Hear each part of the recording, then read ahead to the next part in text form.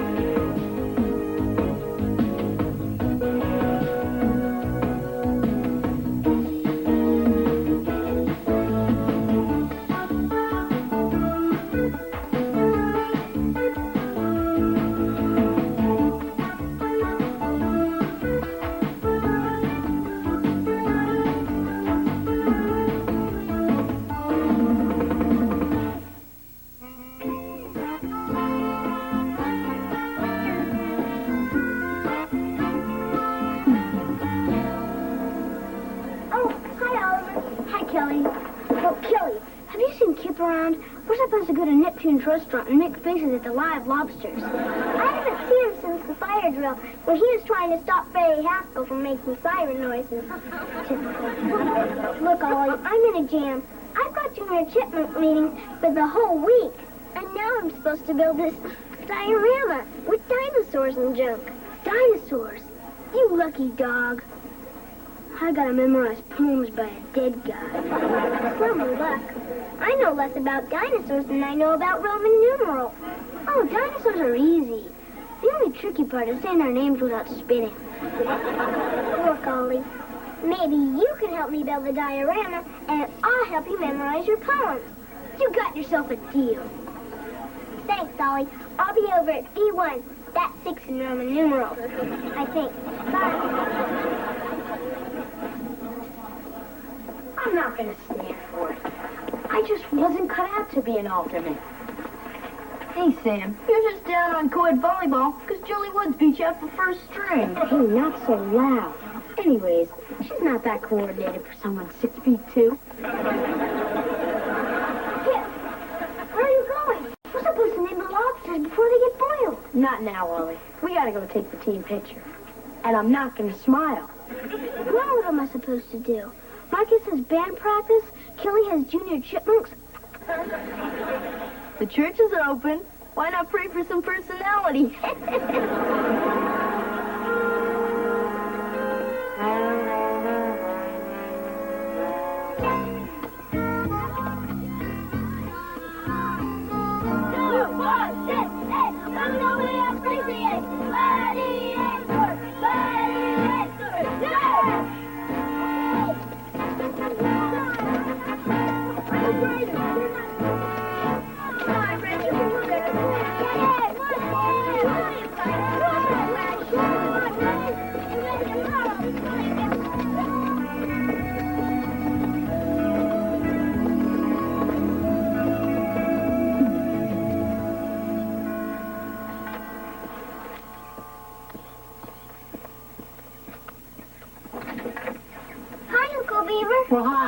Ollie home? No, he went out with your grandmother. Something about an emergency trip to the toy store. He was supposed to help me with my diorama today. Oh, well, I guess I could help you, but I'm not very good with foreign languages. Get it? Diorama, foreign languages? Never mind. I'll come back later. Arrivederci. I still don't think you have the makings of a real gladiator. Well, I bought the uniform. Clothes don't make the man, Cleaver. Yeah, right. Yeah. I'm letting you use our garage as a clubhouse. That helps. Being a gladiator is more than that. It's a way of life. We're always together. Right? Right. Yeah. We stand up for each other. Yeah. That's what I want. Some guys who'll stick by me.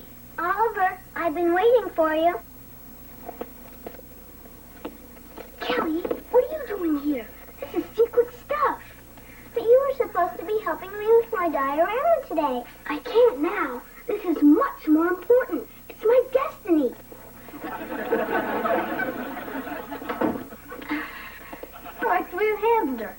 If you aren't gladiator material. I can be tough if I'm pushed. All right. We'll let you in. But first you got to take the secret oath. But if it's a secret, how will I know what to say? Watch my lips. Do you swear to uphold all the rules of the gladiators, to be loyal to all of the members, and to keep all our stuff a secret until after you die? Well, I'm not allowed to swear, but I'll promise real hard. Falcon, I think we better throw this one back in the pond. Yeah. All right, you're in, kid. Now prepare for the final test. Right now.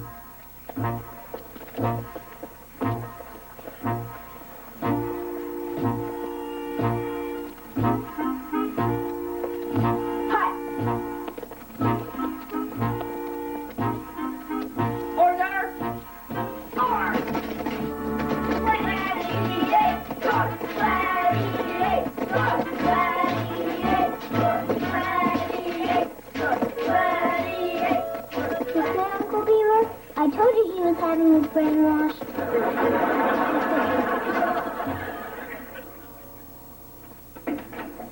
Mom, you'll never guess what Oliver's doing with that outfit you bought him.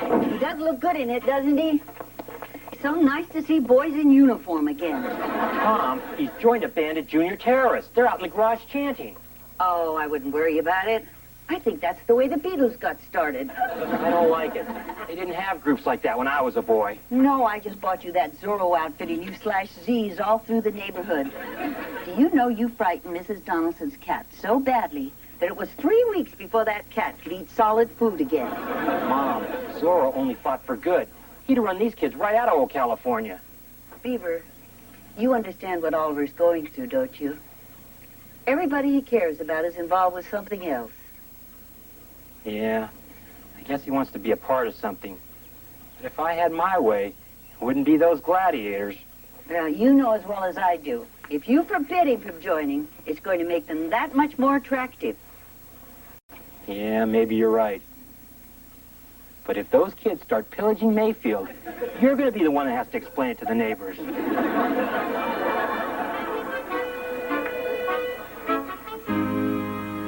Okay, now give me that orange and yellow thing. We'll put it right here in the lake. Dad, it's a pterodactyl. It has wings. I think it goes in the sky. No, sea miners coming. Hey, look, I may be older than you, but I wasn't around during the Mesozoic age. Stick it right here. Okay, now hand me that tree. You are going to put it in the ground, aren't you? Give me a break, will you? I bet I'm doing better homework than any of the other fathers. Hey, this is kind of fun. Good, because I'm going to need more help. Since Oliver dumped me for those gross friends of his. Kelly, I know Ollie hurt you. But you guys are more than friends. You're family. And if you turn your back on him, you'll both end up losing. You understand what I mean? Dad, I'm not pooping around. The project's due on Wednesday.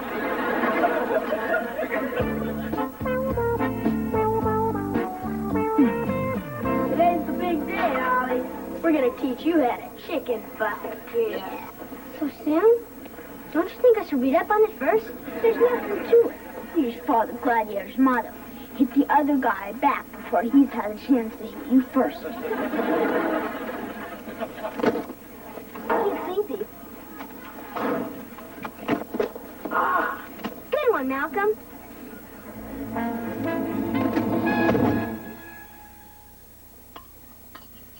So what happened at school today? Well, the bell rang at 8:30. Then I was in homeroom till 9:10. Well, then I traded my lunch to Janet. I think your father means, did anything interesting happen to you today? Oh, well, I don't think anything interesting is going to happen to me until I get a car. Kip, is your brother coming down to dinner, or is he out at the chariot races?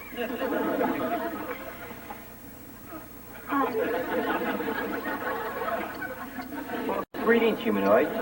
I hope you come in peace and enjoy rump roast. Oliver, I thought you were a gladiator. Oh, I am. But a guy's got to start thinking of his future. Oh, well, that's nice, dear. But on our planet, we don't wear space helmets at the dinner table. But I can't take it off. It's against Federation rules. Oliver, you heard what your grandmother said. Take off the helmet. Oliver?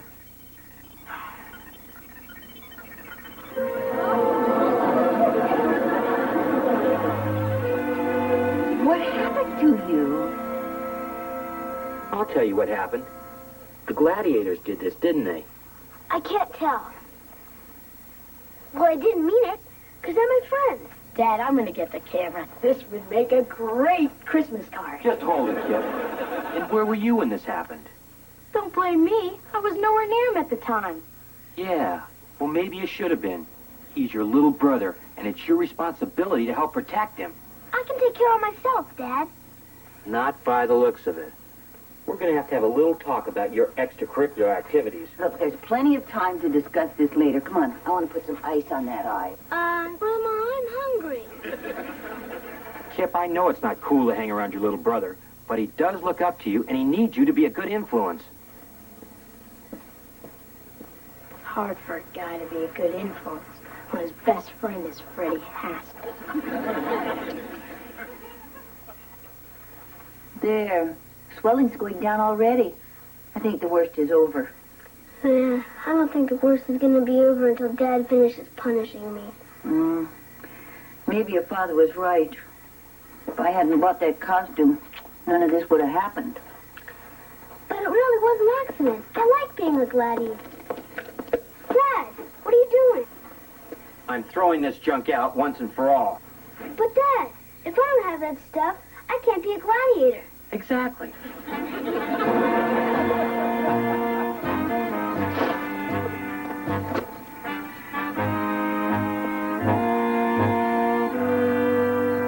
It's not fair.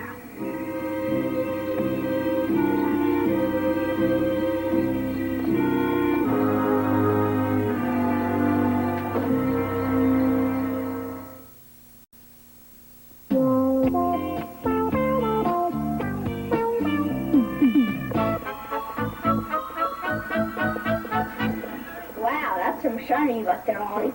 That's no big deal. And it got us as a science quiz, because the teacher explained on the whole period how you get one. Great scam. You don't forget, today's the Chicken Fight Championship. Yeah, I can't wait. Malcolm, is it okay if I borrow your battle gear when it's my turn? What happened to yours? Oh, nothing. My dad sort of threw it out when he saw my black eye. You didn't squeal on a fellow gladiator, did you? Nah. I've seen enough movies to know what happens to prisoners who tattle. So I'll just come to the park and watch you guys. Cream on. If you don't got your stuff, you can't be in the club. See you around.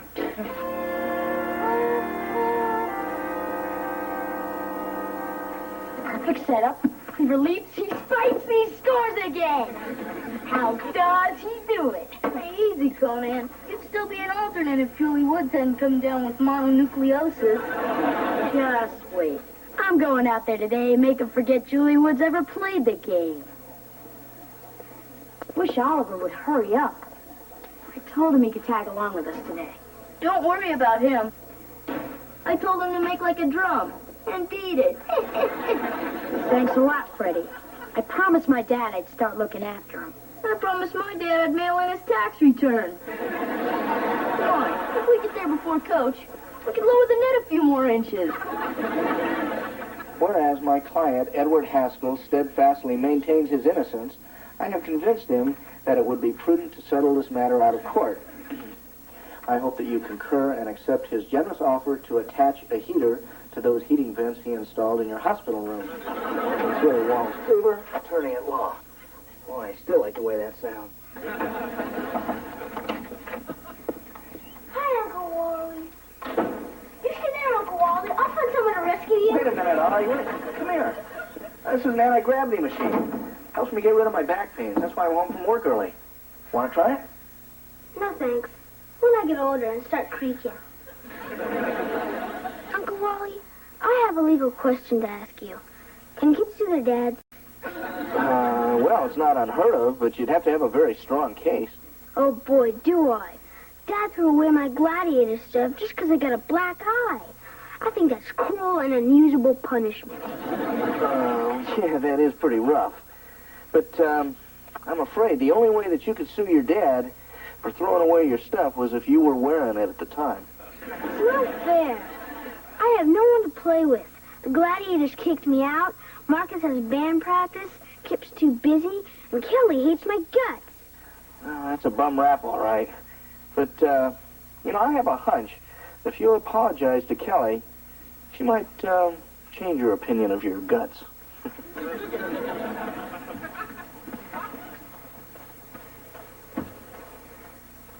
Hi, Dad. Hi, Kelly.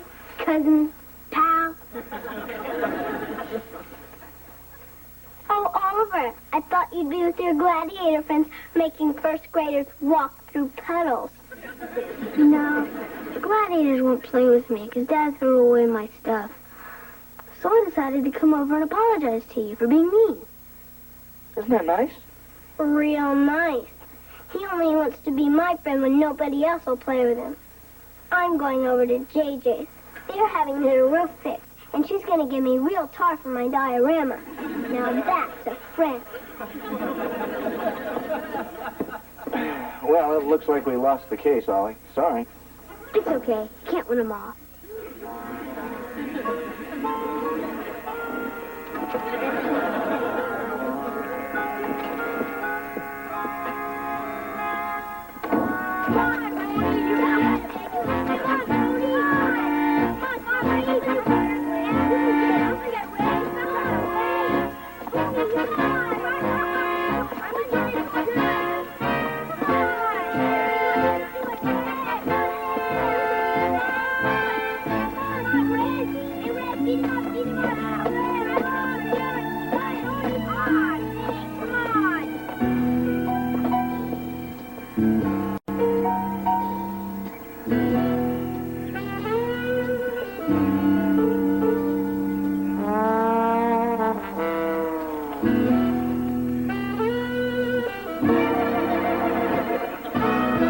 What are you doing out here, Oliver? I'm doing a science project on fungus, and I volunteered on bringing in some mold. Oh. Well, that was generous. Want to help? No, thank you, Oliver. The only molds I'm good with are cakes and jellos. Well, good luck. Thanks, Grandma.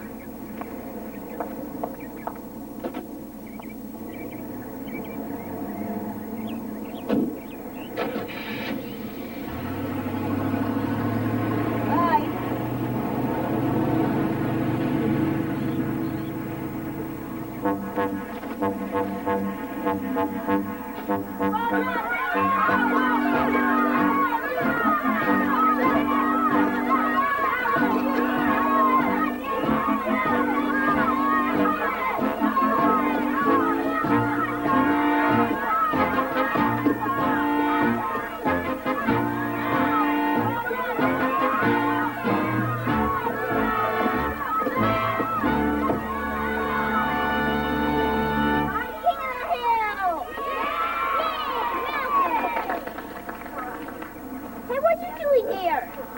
I got my stuff back, so now I can be a gladiator again. Says who? Your stuff reeks. Anybody who lets their battle gear fall into enemy hands is definitely not gladiator material. I'm just as good as anyone here. Prove it. I'm not scared of nothing. I once watched my brother get stitches and I didn't even cry. Oliver, don't be stupid. You don't have to prove anything to these zeros. Watch where you're calling a zero, Shorty. Stay out of this, Kelly. Oh, yeah, I forgot. I don't count, because I'm not a gladiator. Do you really want to get back in the club? I stole the uniform back, didn't I? Then crash your stupid dinosaur thing. Oh, well, I would. But the Stegosaurus is mine, and it's a part of the family. Come on, Oliver. Don't you want to be one of the guys? Yeah, well, Then smash it. Right. you heard him. You want to be a big, bad gladiator, don't you? Yeah, but I can't do that to you. Okay, then I'll smash it for you. No, Kelly, don't do it. Oh, isn't that cute? They're square dancing. I'd rather square dance with her than be friends with you, Zeros. Nobody says that to us and gets away with it. Right. My cousin just did. Well, he's not going to get away with it. Order! Order! But hold it!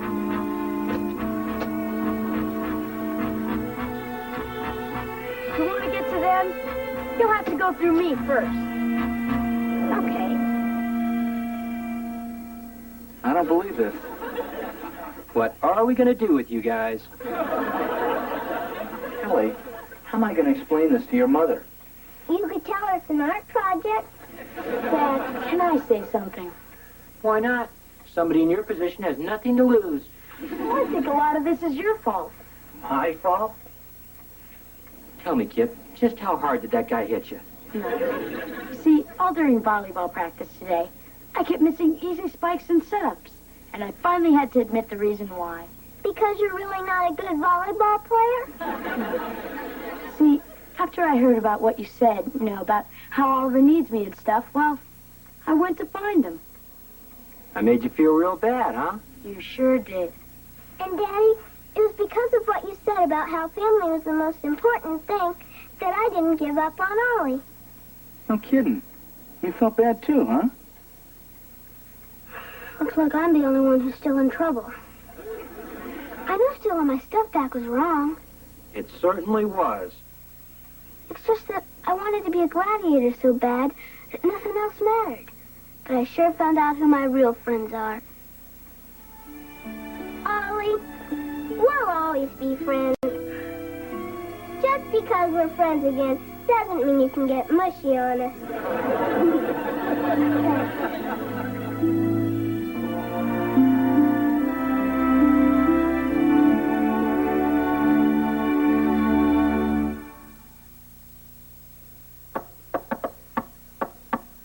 Come on in, Eddie. Good afternoon, sir. It's a rare treat indeed to share the secret of your youthful appearance. Shouldn't you be your father? Well, he sends his regards, but he was detained in an unforeseeable toll booth altercation. Are those the revised hospital blueprints? Yes, sir. And my father's convinced that these documents will allow him to remain a free man. I'll try, but I'm only human. Goodbye, sir. Yeah, bye, Freddie. Hey, Freddie. Is my check in the envelope? Well, ordinarily it would be, but the tellers at my father's bank are on strike. And in support of their cause, he's refusing to use the facilities. Do you believe that, sir? Not in the least. I told him you would. Good day, sir.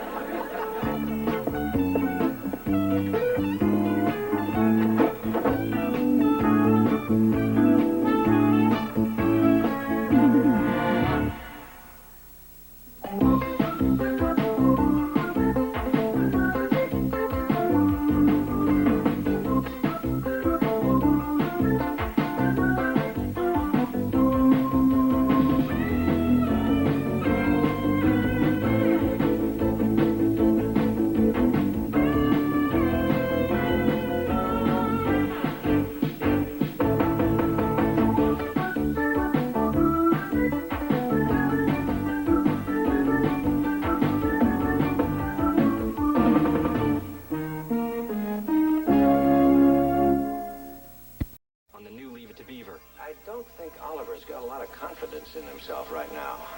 His school paper drive starts tomorrow. Gee, Spud. I wish I could help you out, but I re-promised them to Melissa Hensler. My word's only as good as the paper it's printed on. I'll never win now.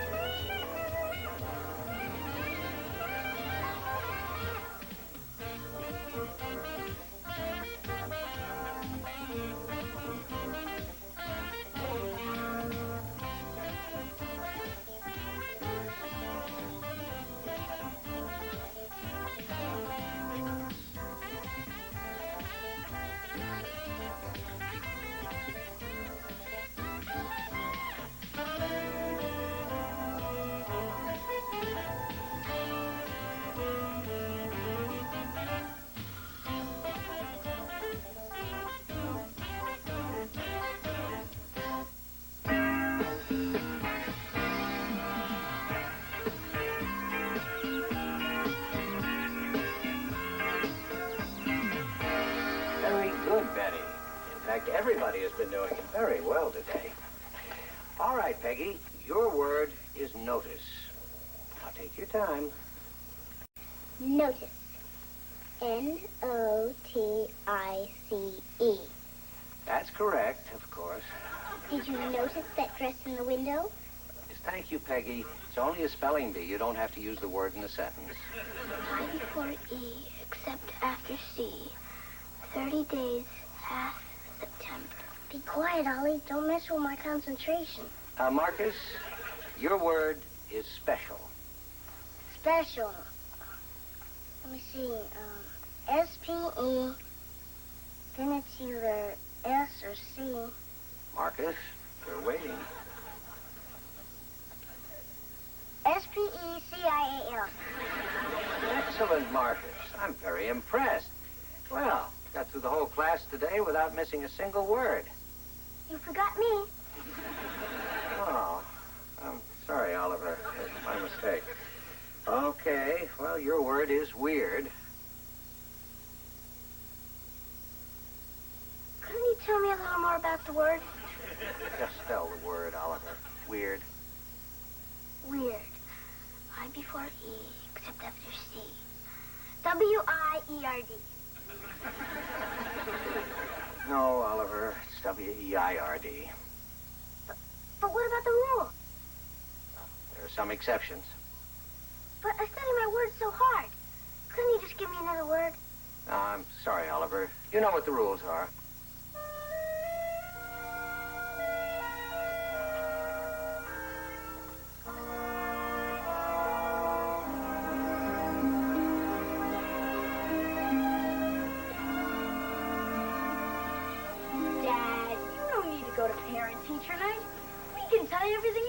About what we do at school. That's exactly why I need to go. Dad, you're not going to go talk with Miss Canfield, are you? Oh, I thought I'd sneak out to the playground and see if I can still make it to the top of the jungle gym. Oh, honey, of course we're going to talk to your teacher, but you don't have anything to worry about, do you? No, just as long as you don't go snooping around in my desk. Where's Oliver? He's upstairs moping again.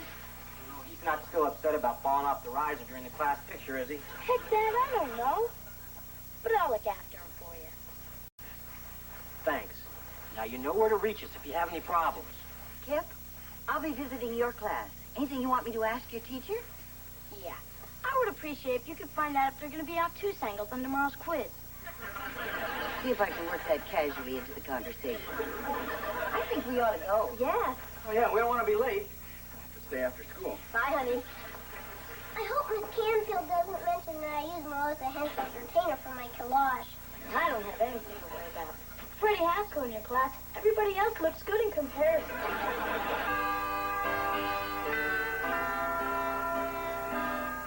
Hey, Marcia, how you been? Remember me, Eddie Haskell? Good memory. Well, Eddie, people tend to remember when you don't drive them home from the prom. Isn't this the greatest? All the guys together again at school. Maybe so, Rich. But I I still get nervous every time I walk in here.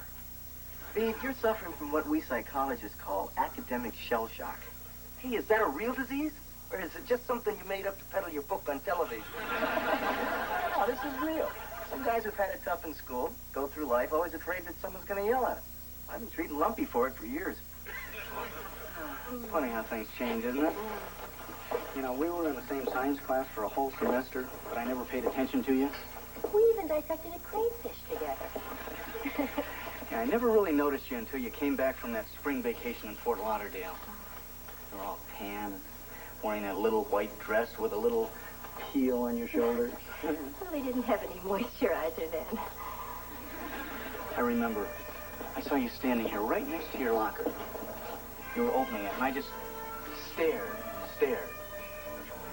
I remember thinking, that is the most beautiful girl I've ever seen in my entire life.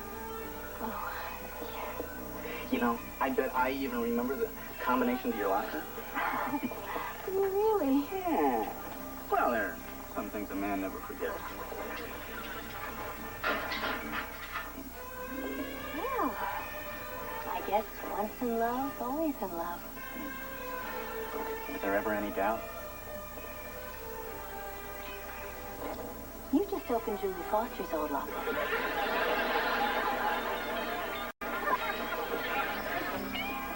You have been to Florida, haven't you? There's Courtney's self-portrait, Beaver. Isn't it beautiful? Oh, my little girl is so expressive. There's Oliver's. Cute, isn't it? Oh, yeah. Yeah, that's very nice. It's different. Wait a minute, Richard. You see something, don't you? No, there's not much there to see. I mean, very nice. Really. Richard, we've been friends for a long time. And if there's something I should know, you really ought to tell me. Well, I don't want to make any snap judgments, but the way kids draw things can usually tell you a lot about them. Well-adjusted kids add a lot more detail. Like a nose. Yeah. I mean, look how clear and focused Courtney's is. Now, you know, I could be wrong, but Oliver might be having some problems with his self-image, Beaver. Well, of course Oliver has a couple problems. What kid doesn't? Mine? But there's reasons for that. Look, Beaver, Ollie's a great kid, and I don't mean to alarm you, but if you decide there is a problem, let me know. So long, guy. Hello, Richard. Hi. Oh, hello, Mr. Bloomgarden. Theodore, nice to see you again. Have you finished your term paper yet? Well, I've been busy. Since 1958? Are you still conducting the Glee Club? Oh, yes. Except this year we didn't have enough sopranos to do Handel's Messiah, so instead we decided to do A Snoopy Christmas. Oh, well, you know, they're both very inspirational. Interesting picture, isn't it? In all honesty, it's not quite what I'd hoped for. You see, I don't think Oliver's got a lot of confidence in himself right now. Well, anybody can draw a bad picture. Even Picasso had a few clinkers, right? Well, look, quite honestly, I don't see Oliver applying himself lately in the way in which he's capable. I'm concerned that he's going to fall behind the other kids and begin to see himself as a loser. Oh, I sure wouldn't want that to happen. Neither would I. He's such a good boy. So, I think if you'll just give him some small, realistic goals, he'll accomplish them and feel better about himself. Thanks, Mr. Bloomgarden. That's good advice as usual. One other thing. I was just curious. Courtney Rickover is she pretty well adjusted? Yeah.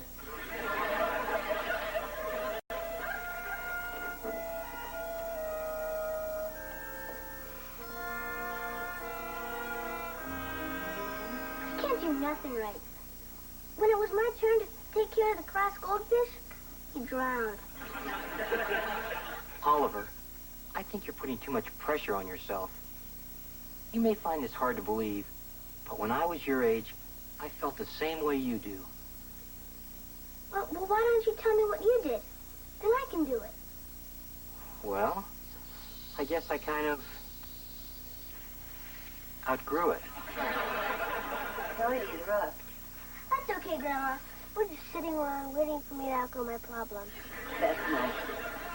But don't forget to set your alarm early so you'll have plenty of time to bind up those newspapers in the garage. What for? Well, don't you remember? Your school paper drive starts tomorrow. Can't we just save them in case we buy a bird? Oliver, paper drives are important. Recycling saves trees. It's good for the ecology. And they announced at school tonight that the class that brings in the most papers gets their own computer. What's the point? We're not going to win anyway. Well, not with that attitude, you're not. Oliver, don't give up before you even try. Is it the kind of computer you can play games on without sticking quarters in? Sure is. I guess it wouldn't hurt to bring the papers in. Tomorrow, anyway. That's my boy. Hot chocolate, anyone? With marshmallows? Of course, Beaver.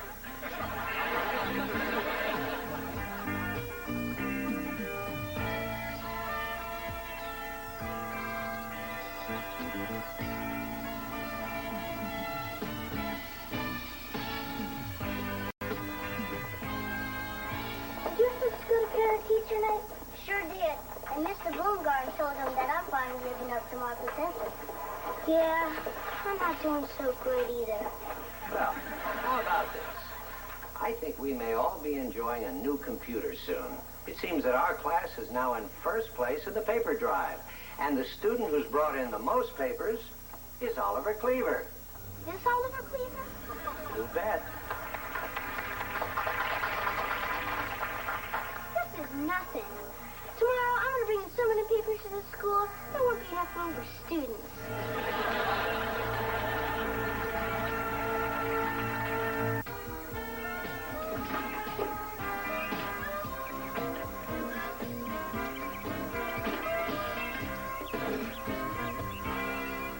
Oh, well, thank you very much for the information, Mrs. Phillips.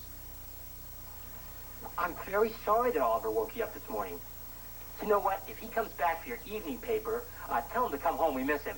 Come in. Oh, I'm sorry. There's somebody at the door. I gotta go now. Oh, hi, Wally. Why don't you climb in for a cup of coffee? Don't try and bribe me. I just want my newspaper. Oh. Help yourself. Beaver, I pay for home delivery to my house, not to yours. What do I have to do? Set a trap for the kid? Oh, now calm down, Wally. I can't calm down. Look, I have a routine. I get up in the morning, I jog, I come home, I take my shower, I get dressed, and I read my newspaper. The last 4 mornings, I haven't been able to read anything but the back of a cereal box. But isn't it nice that he's finally throwing himself into something for a change? Yeah, I guess so.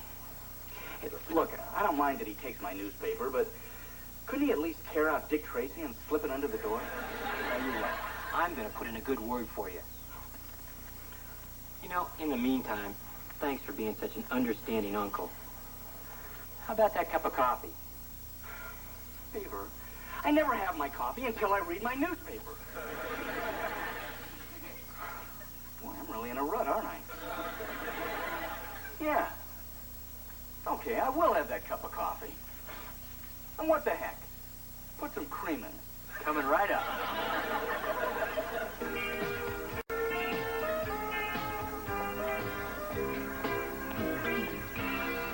Hi, Freddie. Keep it down, Squirt. I'm right in the middle of a real juicy Dear Abby. Boy, I'm sure glad she's not my mom. Now, what can I do you for? Oh, nothing. I'm just coming by to collect the papers you promised me. Gee, Spud. I wish I could help you out, but I re-promised them to Melissa Hensler. But you gave me your word. My word's only as good as the paper it's printed on. You can't help Melissa. Her class is the only one that can catch us for the prize. You might as well sell your wagons for scrap, because she's giving away free passes to Romance Movie Theater for every bunch of papers you give her. Now what am I going to do? Give passes to see my dad's office? Hey, don't look at me like that. This whole thing's your fault. What did I do? You trusted me. Yeah, I guess I did. I'll never win now. Now I feel bad. It'll pass. Oliver, you can't quit the paper drive now. You're our only hope of winning that computer. Forget it. The only way we're we're gonna win because Melissa transfers into our class. But then that wouldn't be worth it because we'd all get cooties. That Melissa has no shame. She's standing in front of the school trading movie tickets for kids' newspapers. Ollie, I hope you crunch her. Don't get your hopes up. Oliver's backing out. He's going belly up, just like our class's goldfish. That's true. It's okay, Kelly. I probably wouldn't have won anyway. Ollie, you can't back out. You're a Beaver, not a quitter. You can do it, Ollie. Anybody who can eat a whole lunch in 3 minutes can do anything. So what's it gonna be, Ollie? Say, Ollie, since you can't possibly win by tomorrow's deadline, you might as well trade me your papers for a pass to the movies. You better keep those tickets for yourself, Melissa. Because when my class wins tomorrow, you're gonna need a dark place to hide. You don't scare me, Carrot Head. Never get enough papers to beat me by tomorrow morning. Even if you stayed up all night. I'll bring in more papers than you. Even if I have to stay up 2 nights.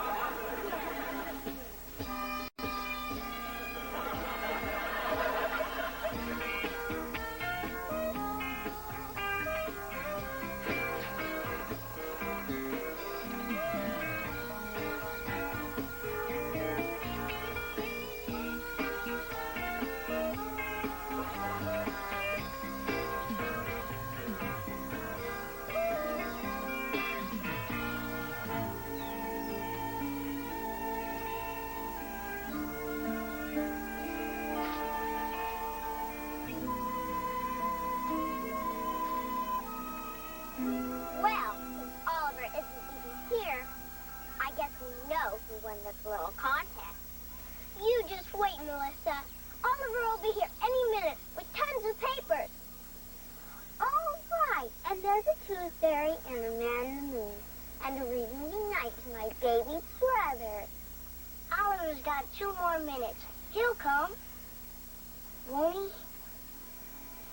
Can I have your attention? As we're running short of time, I want you room captains to thank everybody for doing such a wonderful job in making our paper drive such a huge success. From the looks of it, I'd say we have a clear winner. Thank you, Mr. Bloomgarden.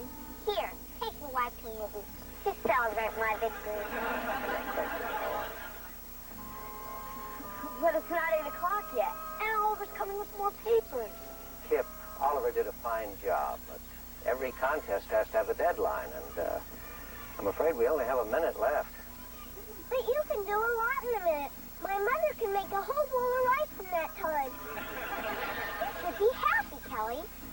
I wouldn't be computer for our class. I wouldn't care if you won our class a trip to the state capitol. Because you cheated. You Cleavers are all bad losers. Oh, yeah? There are no losers in our family.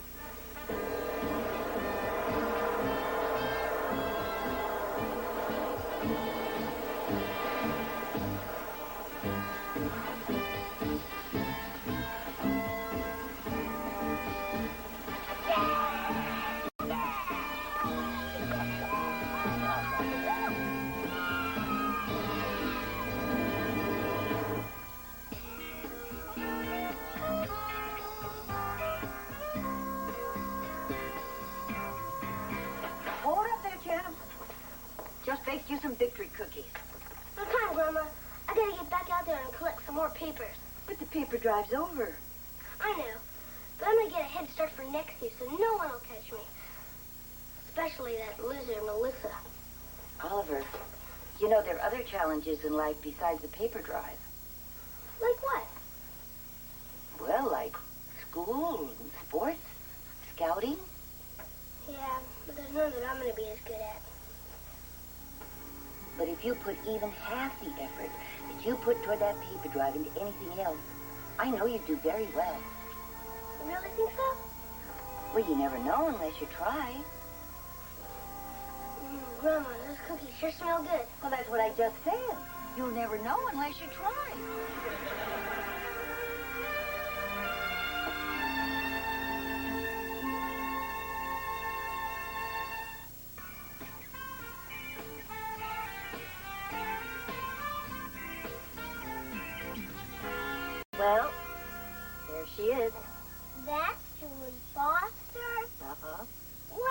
Dad. Stay in her. Well, back then, all boys cared about were good looks and fast cars. Unfortunately, that pea-brain had both. Hey, wait. What's she writing in Dad's yearbook? Let's see if we can pick Dad out from the swim team picture. Hi, honey. What are you up to? I'm trying to see what Julie Foster wrote in her yearbook, but Mom's trying to stop me. Well, you don't have to look that up. I memorized it. You memorized it? Well, sure. How could I forget it? Dearest Wally, it's never been a secret how much I care for you. I flunked English this year just because you sat next to me. She never was too bright. I know that I've made a fool of myself, but the one thing I've learned is that I will never be able to compete with the way you feel about Mary Ellen Rogers. Always, Julie. You see, Mom? You had nothing to worry about. Oh, I never gave her enough credit. That must have been really hard for her to say. I'd like to read that again. Now, wait a minute. I think it needs something you see it written down. You made the whole thing up, didn't you? You'll never know. Maybe I could just take one tiny little leap.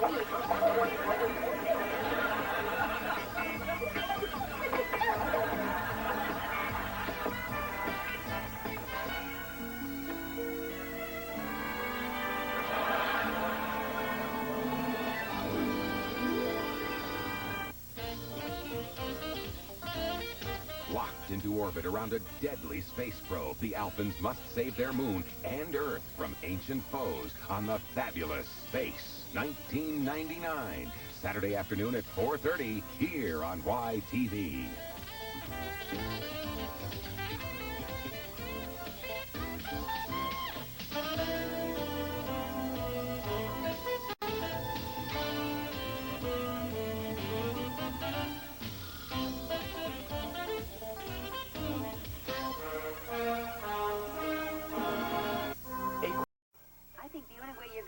Buy that go-kart is by earning the money. You sell the magazines and keep 50% of what you make.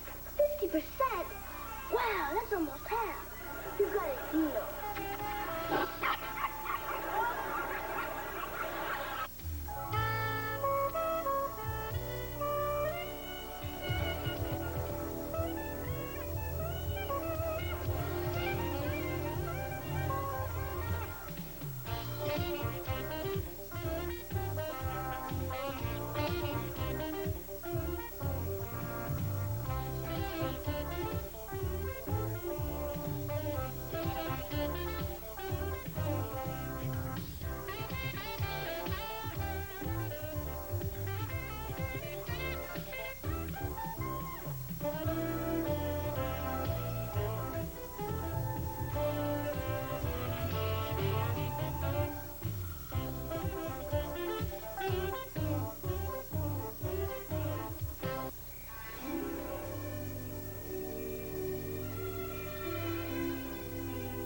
Are you kids ready yet?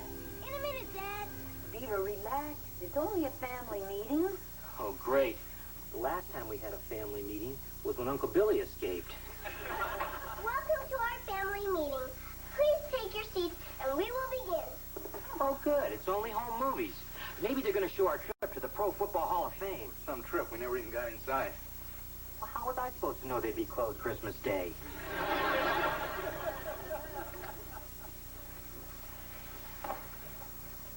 Thank you for coming. We called you together because Kelly, Oliver, and I would like permission to make a purchase. Oliver, light. We know we've asked for a lot of things in the past, but we've never wanted anything more than we want this.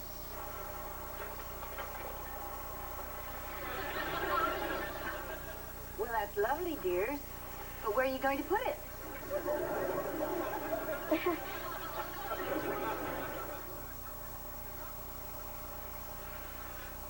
Oh, boy. Tell you what, you can have Mount Rushmore. You're looking at a classic 1978 Rapid Racer. 3.5 horsepower, steel tubular frame, and it gets 100 miles to the gallon, and even more downhill. Dylan's brother's only selling it because they wouldn't let him keep it at the monastery.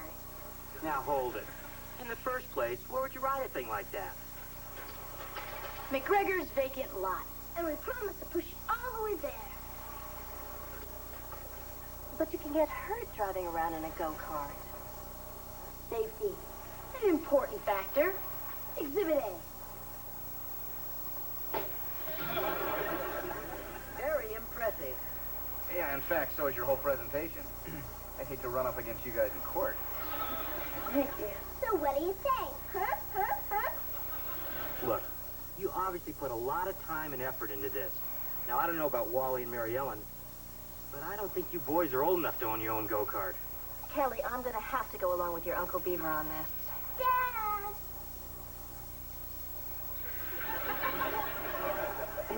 Yeah, well, maybe when you kids are older. I hope we wouldn't have to resort to this. Exhibit B.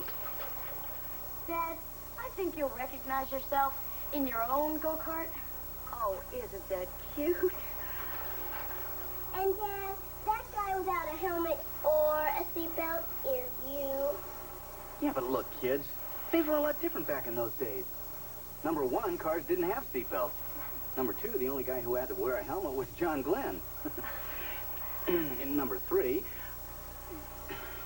I think they've got us, Beav. Well, okay. As long as you promise never to ride it in the street, always wear your seatbelt and helmet, I guess we could let you buy it. Great! Now that that's settled, just loan us the money and we'll go out and buy it. Loan? Exactly what kind of loan are you talking about? Oh, the kind where you give us $100 and we pay you back when we're all grown up. Wait a minute, kids. $100 is a lot of money. We can't loan you that much. Why not? Mr. Haskell says the way Mom dresses, you must have money to burn. Well, with all due respect to Mr. Haskell's opinion, I think the only way you're going to be able to buy that go-kart is by earning the money. How? Well, Wally and I used to work around the neighborhood. We used to paint fences and mow lawns. We even used to wash windows. And I used to get 50 cents for washing dogs. 75 if I brushed their teeth. Yeah, sometimes we'd bring home over $3 a week. Yeah. And by today's prices, that'd be about $10. Yeah, but that's really hard work. Yeah, that'd be like sweating without having any fun. I'm sure we can think of an easier way. Yeah, we've got brains we haven't even used yet. All right, but just remember, kids, there's no free lunch. Great. Now we've got to start paying for our own food.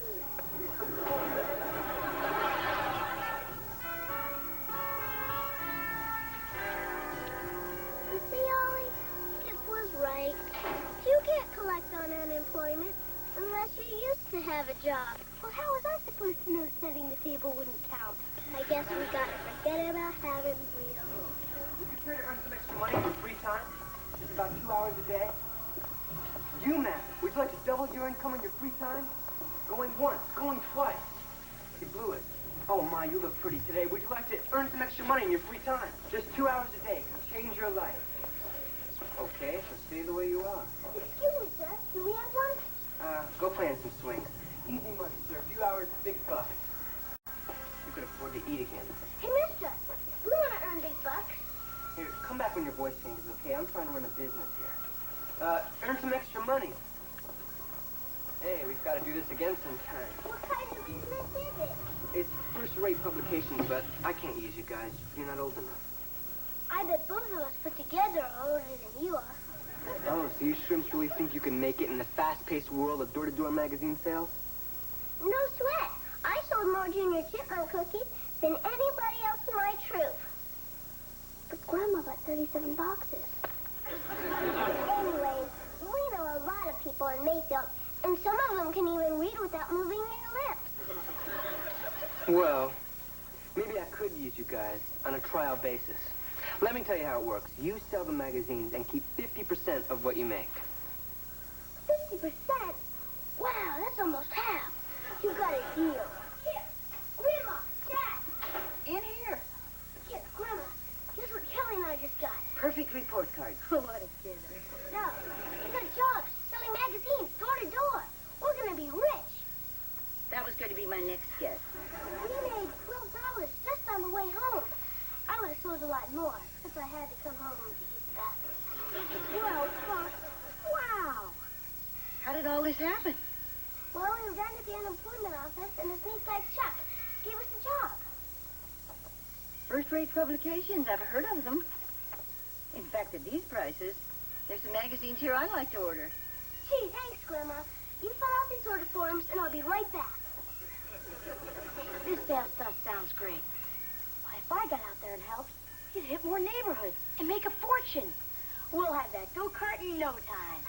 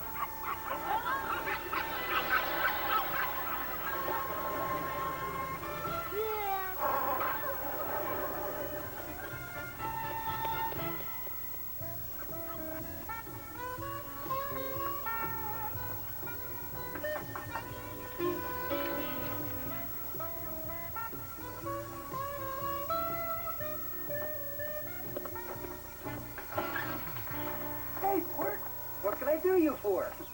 Good afternoon, Mr. Haskell. I represent First Rate Publications. Hey, Lump, turn off the People's Court and get out of here.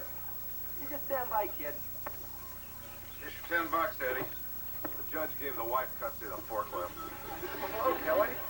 Good afternoon, Mr. Rutherford. Do you gentlemen know what's happening in the Middle East? Do you know what wine to serve with halibut? Do you know the right motor oil for your car? I'll take the motor oil question and Rosemary to block. All these questions and more will be answered if you take advantage of the magazine subscription deal of a lifetime. Ah, you're selling magazines. What, your old man fall on hard times? With First Rate Publications, the more magazines you buy, the less you pay. Hey, forget the magazines. Can you get me a deal on a set of white walls? Good one, Lump. Well, thanks for the offer, Wally Jr. Well, we got reservations at the miniature golf course. Yeah, and I had to call in a favor to get them. So you don't want any magazines? Look, if I want to read a magazine, I'll pretend I got a dentist appointment and spend an hour in a waiting room. I guess I might as well forget the whole thing. If I can't sell magazines to my own godparents, I might as well quit the business. You know something, Edward? We're lower than slug slime. Hey, Squirt, can you get Soldier a fortune?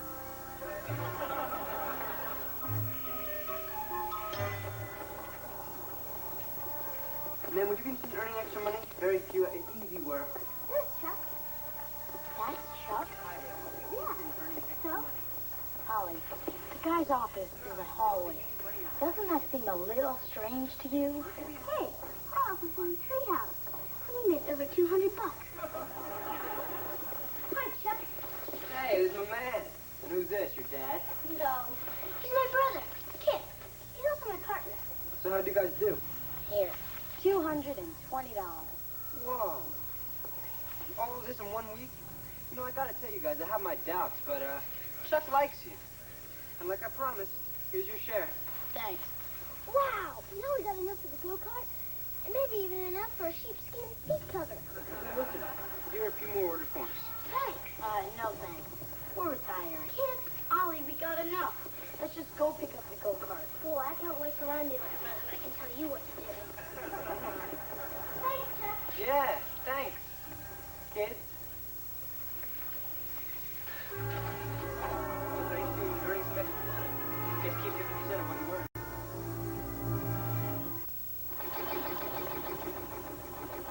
Still smoking, huh? Not as much as yesterday. You can't really tell just driving around the driveway. Let me take her out on the street. you guys have been opening her up plenty. That's why she's still smoking. I can't figure out what could be wrong with her. You know, it was fine when I drove it yesterday. Because we're at school and I had a little extra time. Come on, Beaver, you'll always be a kid. Did it smoke when you drove it, Dad? Yeah, well, that was different. I was doing a safety check. JJ, let's go. Hey, Lump. Hey, hi, Wally. Hi, Theodore. Where's JJ? Well, she got tired of waiting for you, so she took go back home. My daughter using public transportation? Her mother will never forgive me. I better go intercept her at the bus stop. Oh, yeah. Where are all those magazines I ordered? It's been 2 months. I could have been earning interest on that money. You haven't got him yet? We're taking that right away, sir. If it'll make you feel any better, Lump, we haven't gotten ours either. Oh, you know how slow the post office is. Kip just got the ant farm he ordered in the 3rd grade. Little varmints didn't stand a chance. I just hope this isn't a ripoff. Take it easy, Lump. We won't let our kids get involved in something crooked. I called the Better Business Bureau, and there were no complaints. Your name did come up, though. Party hard. Come on, everybody. Lunch is ready. Coming, Mom. Mrs. Dobson hasn't gotten her magazines either. Yeah, Mr. Angle, too. You better go tell Kip. I have a feeling we're in more trouble than Freddie Haskell when he blew his dad's coin collection on video games.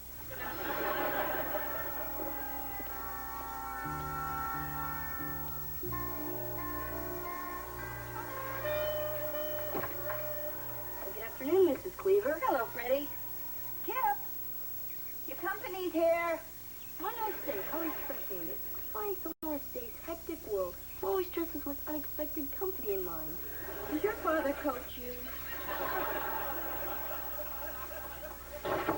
Oh, and I won't be staying for dinner today, Mrs. Cleaver. What a shame. And I already laid out the good china.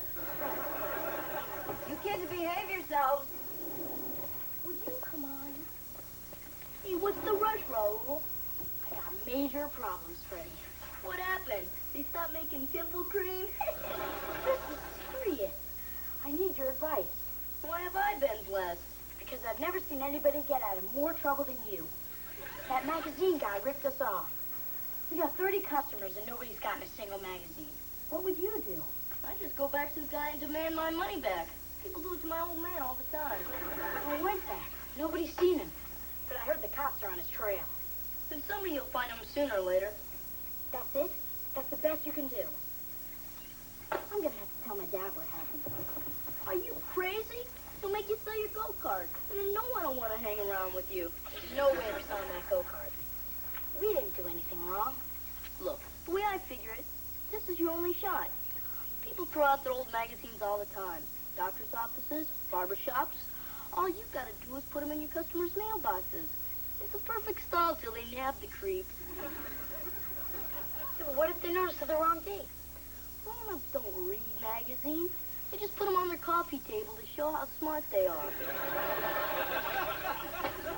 That's something, Freddie. When you're not so busy being a creep, you really come through for a guy. Hey, mind if I stay for lunch? Come on.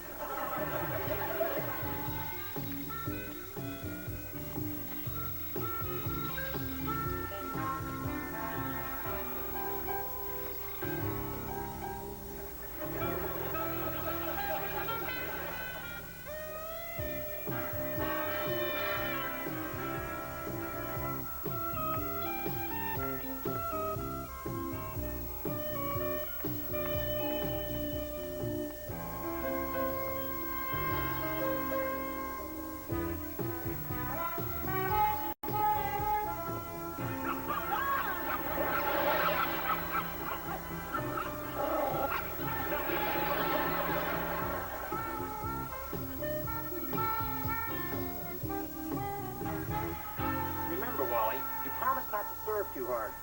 No problem. Or hit to my backhand. I'll try. And don't rush the net. Hey, look, I tell you what, why don't you just stay home and I'll hit against the backboard. Hi, guys. Well, Cleaver, the magazines your kids told me finally arrived. See, I told you they would. Yeah, but you didn't tell me the crossword puzzle would already be filled in. These mailmen, they have no respect for a person's privacy. Oh, is this the mailman's fault? My cooking magazine is dated October 1967. Look at this. Eisenhower's recipe for meatloaf. Forget the meatloaf. I had to go to my dentist's office to read Modern Sportsman so I wouldn't miss that article on overhand bowling. All right, calm down. Let me and Beav talk to the kids. We'll get to the bottom of this whole thing. Yeah, well, you better, Maurice. I'm not going to take this.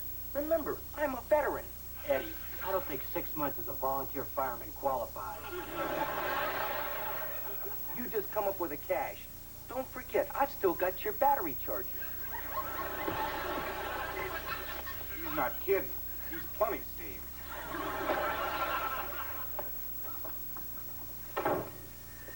Well, Beav, it looks like it's our turn to call a family meeting. Let me get this straight. This guy, Chuck, worked out of a hallway at the unemployment office. Well, gee, Dad, it was a real important-looking hallway, though. I've seen this kind of scam before. This guy probably stole the magazine forms and never had anything to do with first-rate publications. How could I have trusted this guy? I've read enough Hardy Boys books to know when somebody's knotting me up and up. It's okay, kids. It was Kelly's and my fault, too. We were all a little too trusting. You kids were doing such a great job. We didn't see any reason to interfere. Boy, I hope they catch that Chuck and stick him in a dark cell and don't give him any magazines to read. What Chuck did was one thing, but you made it worse by covering it up. Why didn't you tell us? Because then you'd find out. We're your parents. We're always going to find out sooner or later. Yeah, and all you guys did was manage to protect this guy who ripped you off. Not to mention taking advantage of all your friends and neighbors who bought magazines from you. Uncle Wally, you don't have to yell at us anymore. We feel bad enough already. Yeah, and if you want, we'll feel even better. Kids, when you try to cover up one mistake with another mistake, the problem only gets bigger. You said it. I guess we're gonna have to sell the go-kart, huh? Well, there's one other way to pay back all those people.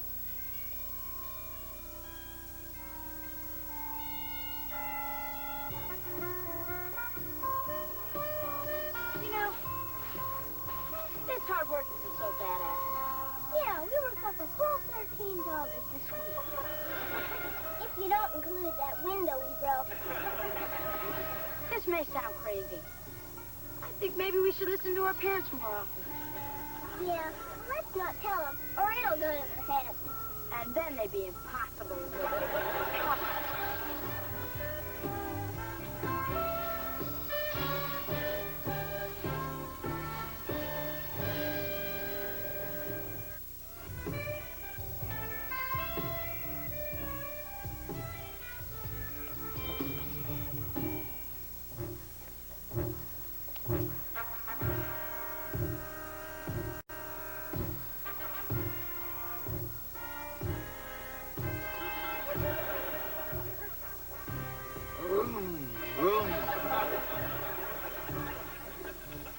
I don't see what all the fuss is about.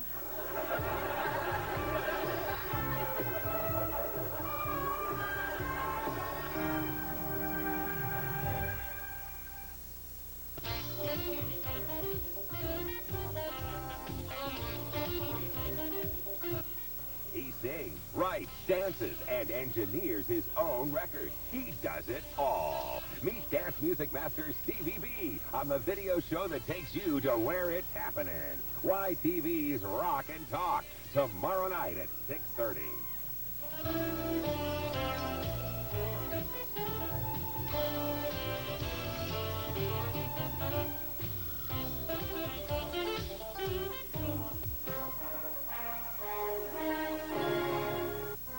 Leave it to Beaver. Quick, get up. Wait till you hear this. I got the best news in the world. 2 tickets to the grand opening of Miracle Mountain. Miracle Mountain? You got tickets? Oh, you were going to surprise me. Yeah. You're so sweet.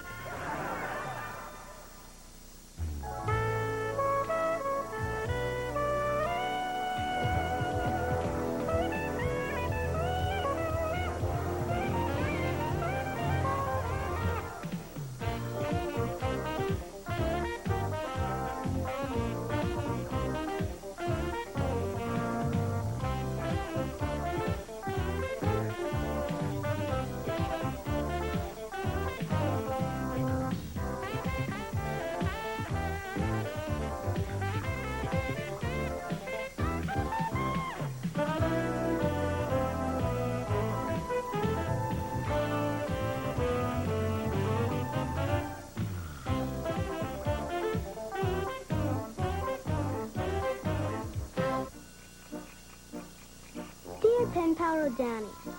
Boy, was I glad when I found out you were a guy. Now I can tell you all kinds of stuff that I wouldn't tell a girl.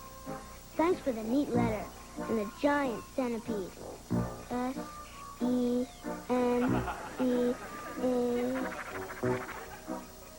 Bug with a lot of legs. It croaked by the time it got here, but my grandma screamed anyways. I'm in the 3rd grade, I'm almost 4 feet, 4 inches, and even if I haven't catched my first wildebeest yet, I have wiped out 4,000 aliens and space invaders. You asked about my family, so here goes. I live in a pretty nice hut, and you don't have to leave the house to go to the... Well, you know what I mean. I live with my dad, brother, and grandma in a small village called Mayfield.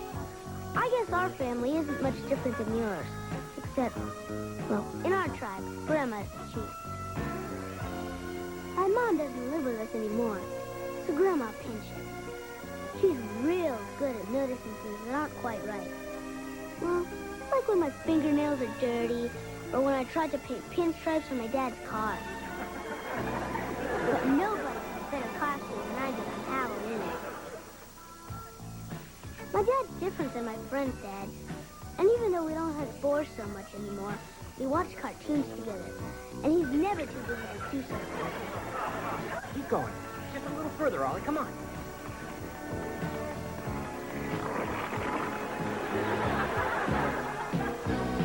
We almost have as much fun as when you and your dad tie those vines to your feet and dive off that tower. The rest of the family lives in the next house. First there's my Uncle Wally. He's my dad's big brother. I'm stronger than he is. Dad and Uncle Wally are just like Batman and Robin. They're always together. You know, like those 2 guys you have in your country, Congo Man and Umblock. Connect black wire to negative side of battery. Great.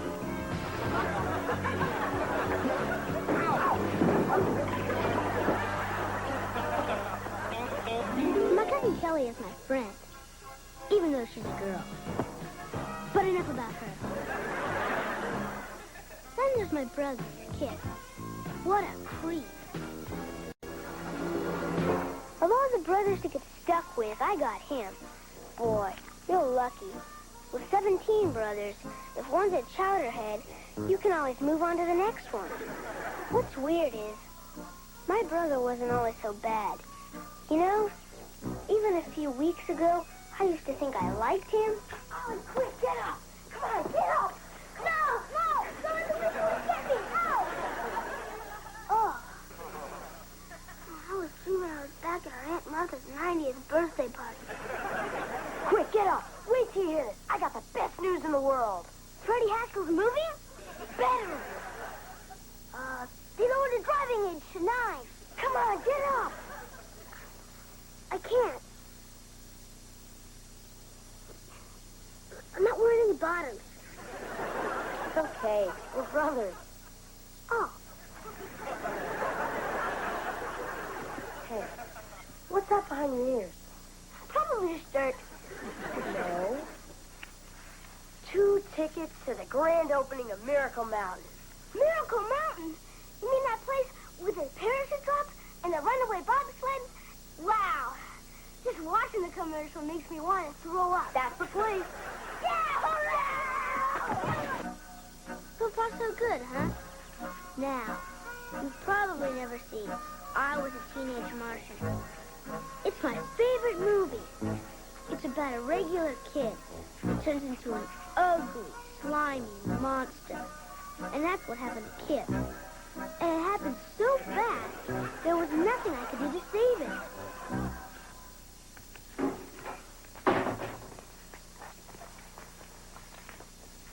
What are you doing? Putting gel in my hair. How come? Sort of look good.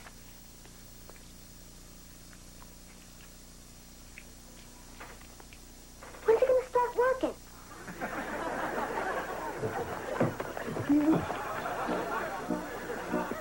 I thought it was bad, but I didn't think it'd come to this.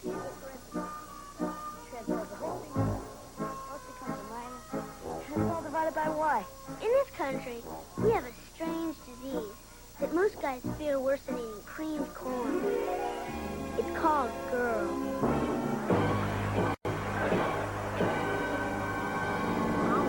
Something? Freddie Haskell's starting a big football game, and he says if you play, he'll let me watch for free.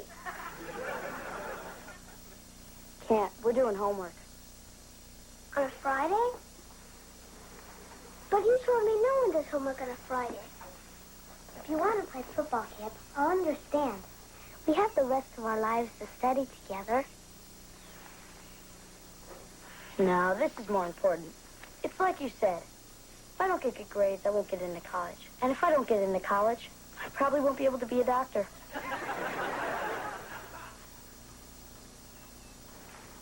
You okay, Kip?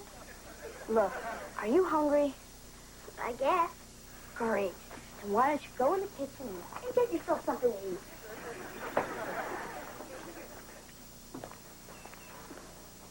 Good timing, Oliver. I'm making a chocolate cake. You can lick the frosting bowl. No, thanks. No thanks. You feel all right? I'm okay, but I think something's wrong with Kip. Why do you say that? Because he's out there with some goofy girl. What makes her so goofy? Lots of things. She's always playing with her hair. She's got funny-looking socks on, and she's warping my brother's mind. Well, I don't think there's going to be any permanent damage. And I'm sure when you get to be his age, you'll understand the way Kip feels. You mean it's not just a phase he's going through? Oh, it's a phase, but it's one that'll probably last forever. Hi, Mom. Hi, Beaver. Hi, big guy. Hi, Dad. Bye, Dad. Oliver, don't you want to lick the frosting? You work hard all day, Dad. You used to get to lick it. What's with him? Try to fool him with a mix? Kip's new study partner happens to be a goofy girl, and this is not a mix. Well, I can't say I didn't see this one coming. This is going to be awfully rough on Oliver. Oh, in a couple of weeks, he'll have forgotten all about it. I don't know. I still remember the first girl that Wally threw me over for. 4'6", ankle bracelet, face like a flounder. Penny Jameson. You know, I saw her last summer in the supermarket parking lot. I was still tempted to let the air out of her tires.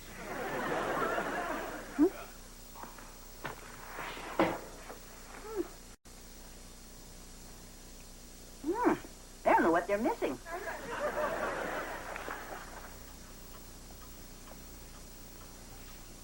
I thought you scholars might like a piece of cake. Oh, no, thank you, Mrs. Cleaver. I'm watching my complexion. I guess that means I am, too. Well, guess I should have made a zucchini cake. Now, where were we? Did you hear that Frankie and Donna broke up? What a waste. They were going steady 2 whole weeks. Yeah. But since they have tickets, they're still going to Miracle Mountain together. Well, I don't blame them. Those tickets were real hard to get. I waited in line 3 hours. You got tickets? How come you didn't tell me? Well, you see... Oh, you were going to surprise me. Yeah. You're so sweet. Yeah.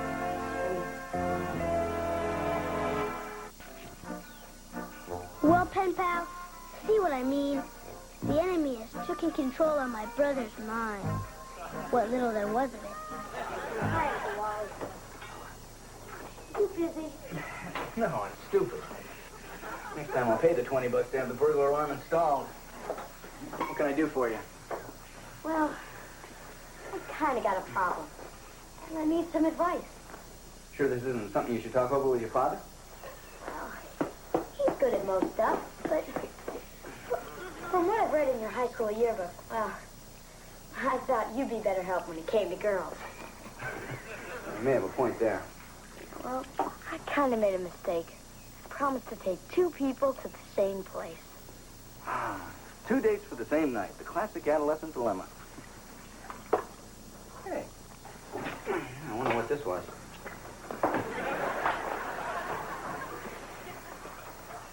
What am I going to do? Well, the only decent thing to do is take the person that you asked first. Yeah, but the other one's so much better looking. Well, it sounds to me like you've already made up your mind. You don't want advice, you want approval. Can't give you that. But whoever you decide to leave behind, just be honest with them. It may be a little bit rougher on you, but you owe them that much.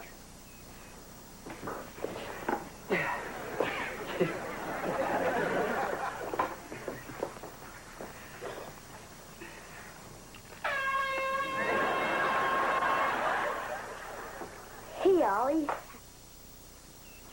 Buddy, pal, friend. I got a favor to ask. Is this the kind of favor where I get blamed for something you did? No, it's nothing like that. It's about those tickets to Miracle Mountain. Boy, I can't wait. That's going to be the greatest night of my whole life.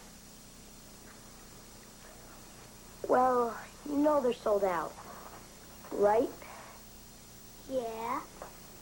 And I only have 2 tickets, right? Yeah. Charlene's really got her heart set on going. Yeah. We have to work something out.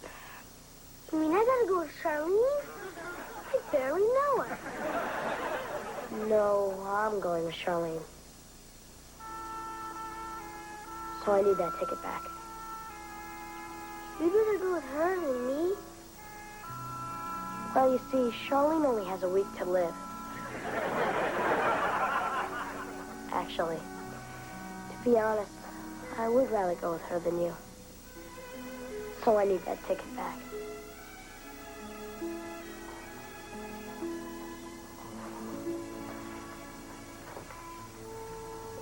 Are you sure?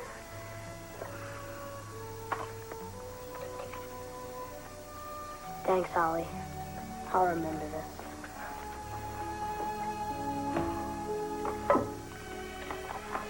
Yeah, I'll remember it too.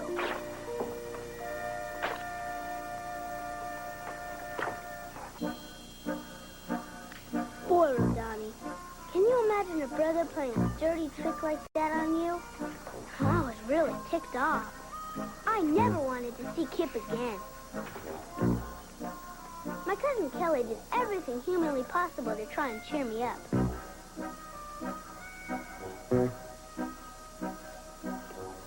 I wish she was better at it.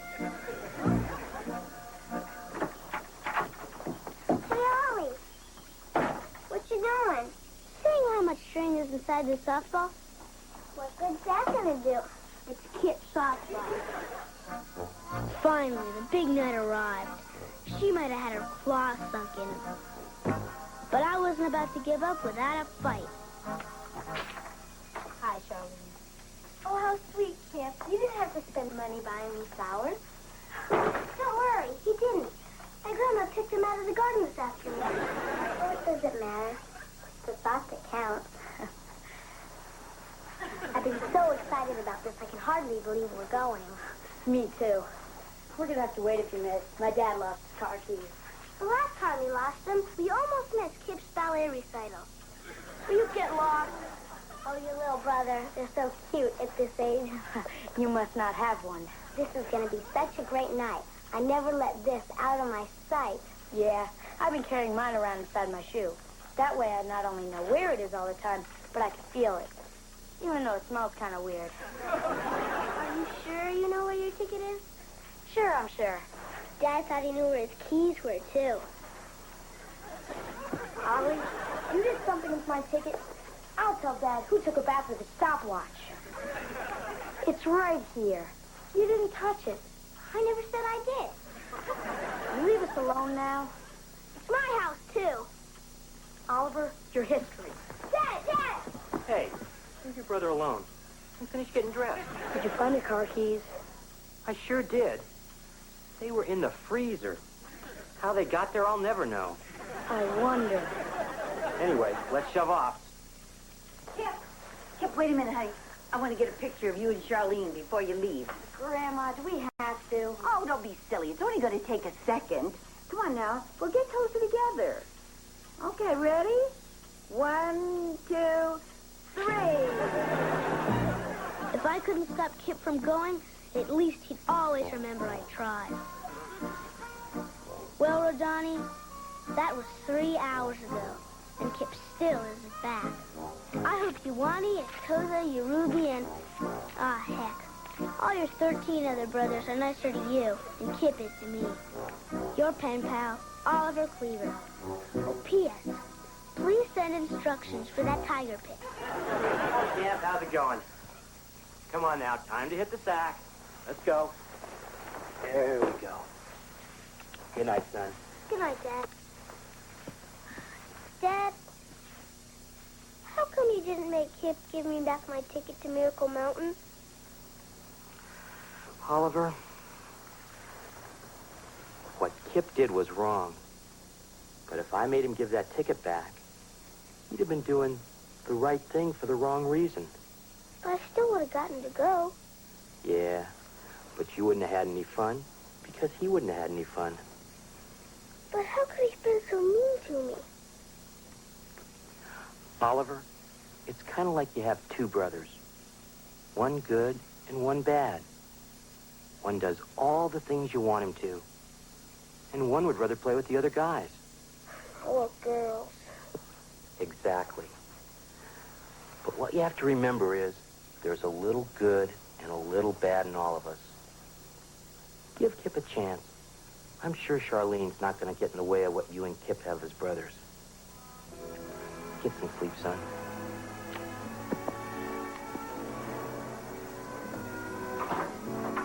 How can I sleep if I gotta share my room with a girl like her?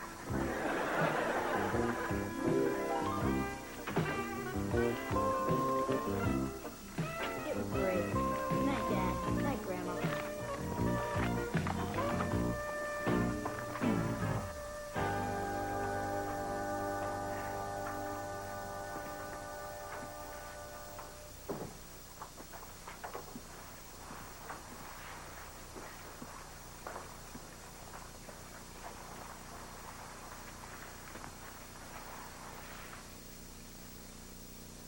You awake? No. Mind if I turn on the light? Yeah, I'm on. You don't want me to undress in the dark, do you? Yeah, you might hurt yourself. Want to hear what happened tonight? I don't want to hear what kind of a great time you had with Little Miss Muffet. That's just it. I didn't have such a great time. Yeah? You get there, see? There's all kinds of awesome stuff going on. First thing she does is go to the bathroom and comb her hair for 10 minutes. Why would someone comb their hair and go on rides that would just get it messed up again? She didn't want to go on any rides that messed up her hair. What? She wouldn't go on the ones that don't mess up your hair because she's afraid they'd make her throw up. That's what they're supposed to do. She wouldn't go on the bumper cars, afraid she'd break a nail. She wouldn't get near the shooting gallery. Afraid it hurt her ears? Can you believe it? Oh, man, what a dud. But we did go in the tunnel of love. She kissed me. I'm sorry. You know something, Ollie? I blew it. I should have taken you. You can go to the neatest place in the world, but if you don't take the right person with you, you might as well not go. I was the right person, huh, Kip? You sure were. But I was thinking of you, though. Wow, a dinosaur! You bought this for me? No, I won it for you at the Knock Down the Bottles booth. 3 tosses for 25 cents. This only cost you 25 cents? Well, actually, after $7 worth of trying, the guy felt sorry and gave it to me. Kip, you're the bestest brother ever. You're not a bad little brother yourself. I'm gonna get ready for bed. Oh, Kip, what's up with us? What was that?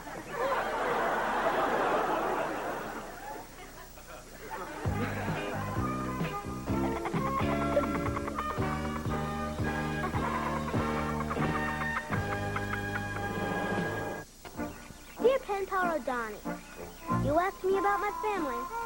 Here goes. Let me tell you about Kip. He's more than just my brother. He's the smartest, bestest looking, coolest brother a guy could have. And I wouldn't even trade him for 16 other brothers. We like the same junk. We do everything together. Next week, he's even taking me to Miracle Mountain. Unless he falls for another girl.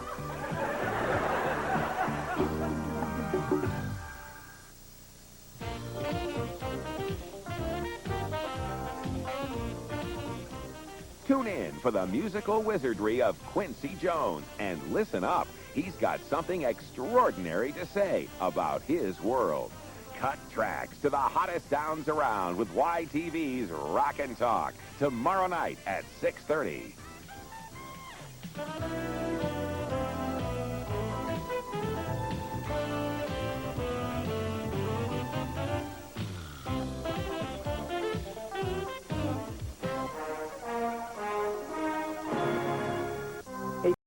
Is the one to gain each other's respect.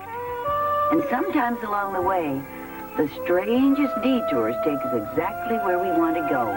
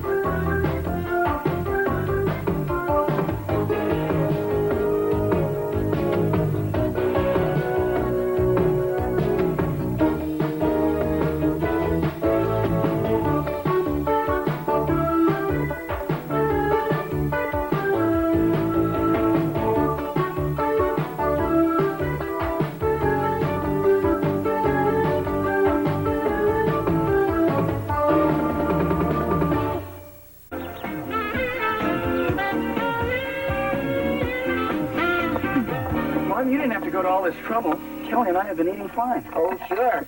I know the way you and Kelly eat when Mary Ellen visits her folks. Only reason you go near the oven is to find out what time it is. Well, thanks for looking out for us anyway. If you really want to thank me, you'll cancel that arrangement you made with Eddie Haskell. Hey, what's the big deal? He gets a chance to start working off all that money he owes me from the trial, and you get central air conditioning for practically nothing. I don't know, Wally. Having Eddie Haskell in my house for 3 weeks, night and day? It's like I'm being punished for his crime. Well, sleep well.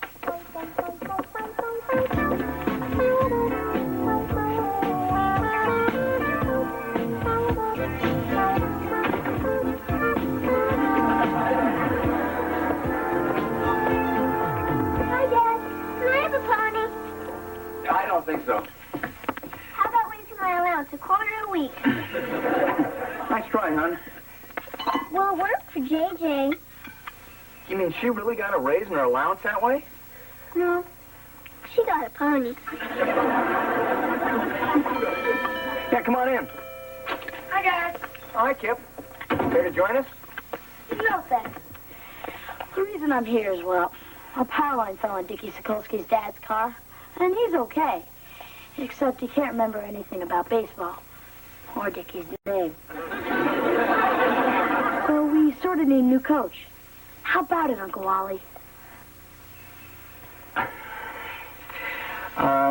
Look, as much as I'd like to... We're already in the playoffs, and if we win our next game, we'll probably be playing Freddie Haskell's team for the championship. Well, I'm flattered that you asked me, Kip, but, I've given up coaching for good, I'm afraid. What? It was my soccer team that put him over the edge. We didn't win a single game. Even the fish market took their name off our jerseys. I'm just burnt out. My work suffered, I neglected my family. But most of all, he hates to lose. So I think you're just going to have to keep looking. Hey, can't your dad do it? My dad? The Beaver? Well, sure. He knows the game inside out. I know he played when he was a kid. But you went to spring training with the White Sox. But he's your father. Kip, a game only lasts a couple of hours. But your relationship with your father, that's something that lasts a lifetime.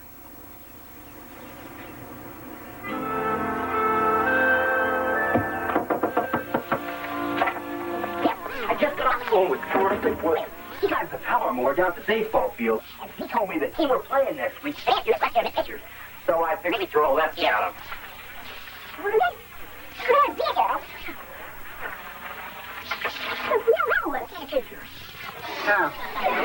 Maybe we could trade that real fat first baseman for one. Can't trade it, Ollie. Well, I'll have to think of something else. Dad, can you come outside now? I'll be in a minute. I'm talking to your brother right now. In the shower? I'll be out in a few minutes. But Dad! In a minute, son. Dad, I'm very glad you're going to be helping the team. Oh, thanks, Kip. You know, this may sound dumb, but when you get to be my age, well, there's not much father-son stuff a guy can do without your friends thinking you're going soft on them. I know. That's why I'm glad you asked me. Okay, Ollie. We can play now. We're confident, Dad. You see, I was getting my lunchbox out of your car because I looked past a Twinkie in it, and the next thing I knew, it kind of rolled into the street. Well, I hope you didn't eat it. No, Dad. Not the Twinkie. Your car.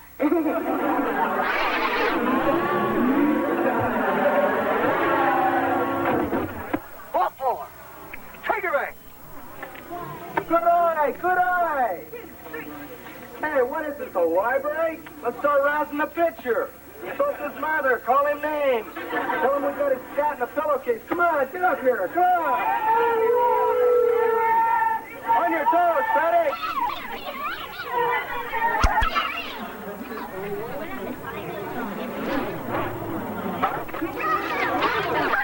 Freddie, all right there.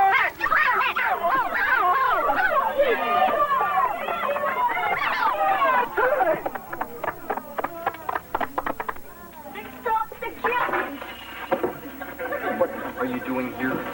Nothing more? If you'd been paying any attention to your coaches, you'd still be on third. Oh, might I remind you that your scouting report compared the center fielder's arm to a rusty slinky. I'm not here for my health.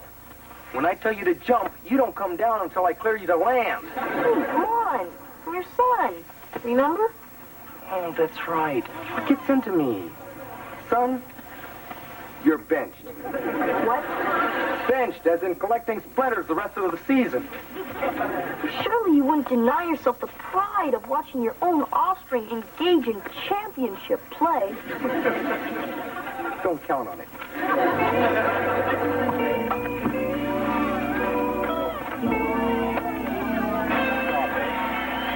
Take hand off. Green, come on, come on. Yeah, you pretty late. Come on, Coach. Now do you think it's time to go back to a four-man?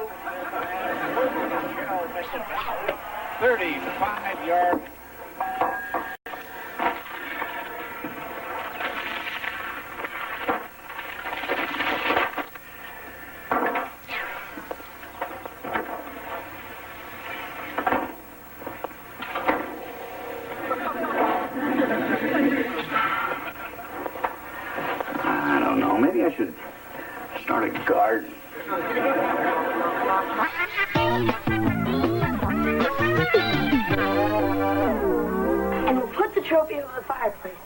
Unless you think we should build a display case for it. Now, don't get too excited, Kip.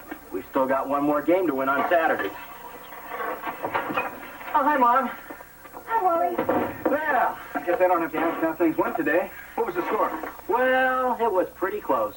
Yeah, if one more of their players had shown up, they wouldn't have had to forfeit. Well, good afternoon, everyone. I'm making a little party to ease the sting of defeat. I wouldn't expect any less of you fine souls. Well, thank you, Eddie, except Kip's team won. Wait a second. Do you mean my squad is playing the Cleavers for the crown? Quick, oxygen! What's the matter, Eddie? You afraid? Of what? I've seen better teams pulling sleds. Things are different since my dad started managing us. Oh, that's always been my dream. To match wits with a guy who got stuck in a giant soup bowl. They might as well start engraving a trophy right now. Don't worry about him. All talk, no action. I gotta worry. Last month he beat us 26-3. Maybe it'll rain on Saturday. Well, it's a good thing your father isn't here to see this. What are you talking about, Mom? After all the times that Eddie Haskell has manipulated you, misled you, taken advantage of your good natures, do you honestly think you can't win that game just because he says so? Mom, there's no point in starting with Eddie. Nah, you just can't win with a guy. Same with Freddie. I don't want to hear this. Look at you, Wally. You're dying to be in that dugout with your brother. You're so afraid of losing, you won't take a chance of going in there and trying to win. Beaver, wouldn't you once just like to button that Eddie Haskell's lip? More than anything. Well, then start acting like Ward Cleaver's boys and get out there and kick their fannies.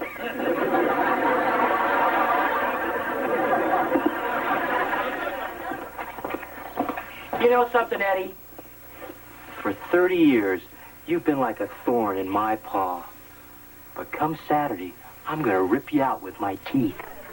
Not much in the metaphor department, are you, Beaver?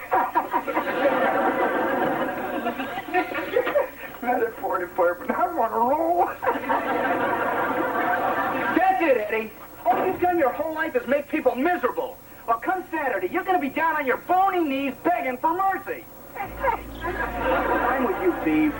The Haskells have tackled the Cleavers for the last time.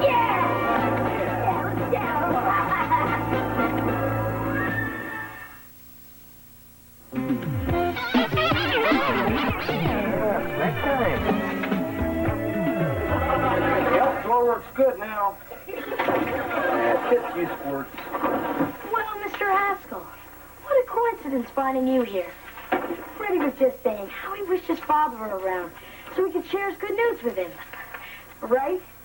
Yeah, what he said. Well, I'll just leave you two to have a pleasant father and son talk. Okay. Olive?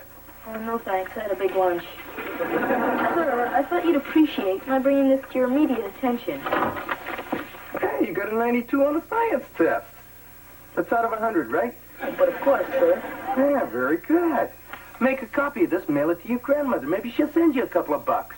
What a suggestion, sir.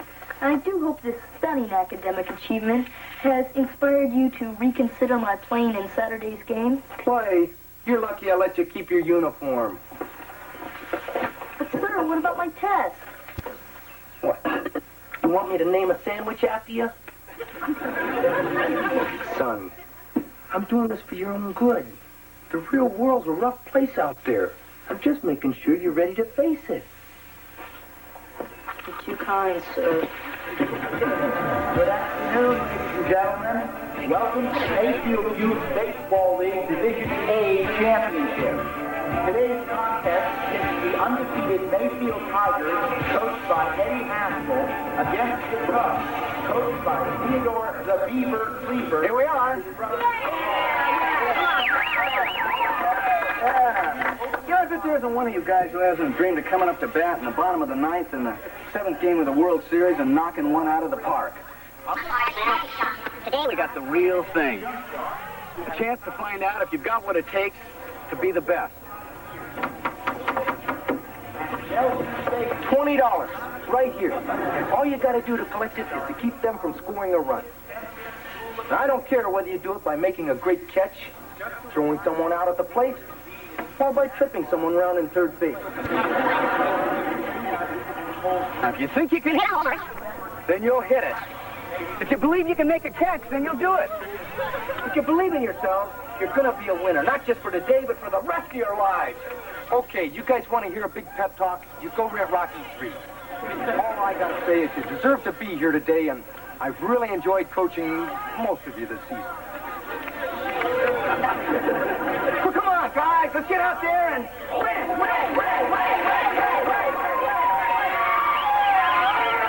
Okay, starting lineup.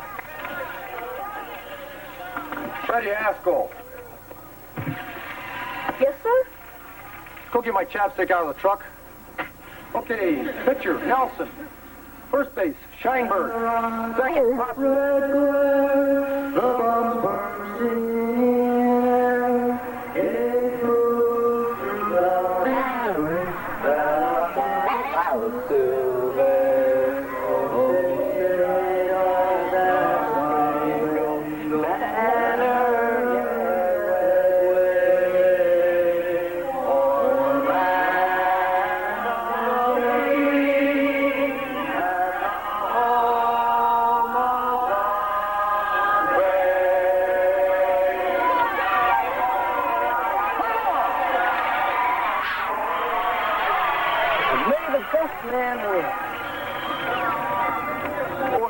plays the best. You know, Wally, I should carry around a pencil so I can jot down all the witty things you say. No wonder his mother joined the Merchant Marines. Come on, let's go. Come on, guys, let's go!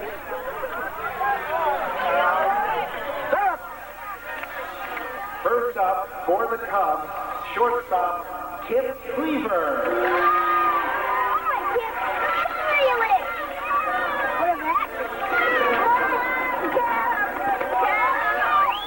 Wait for it. You can do it. You can do it. Come on. Here we go. Here we go.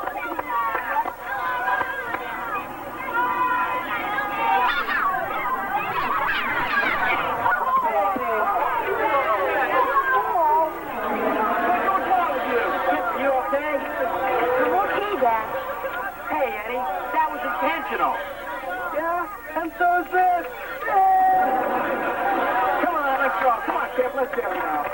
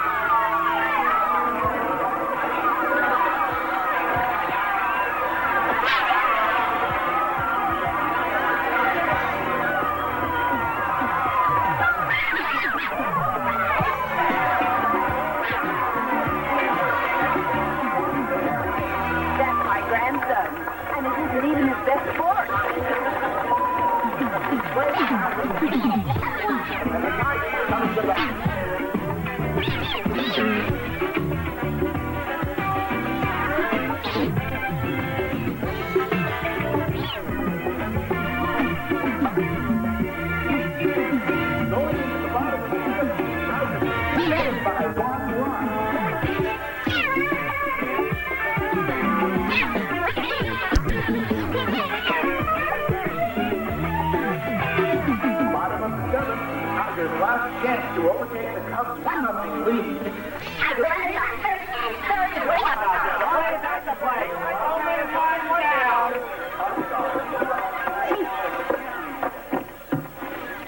Hey, Roberts, where do you think you're going? You're up to bat, you lunkhead. Look, Coach, I'm really late. I got split. So what's more important than this game, pray tell? My great aunt's funeral. So another 5 minutes won't make any difference to her. With you, Robert. No sense of priority. Going to Chief Beaver. We are awaiting word on who the hell will be.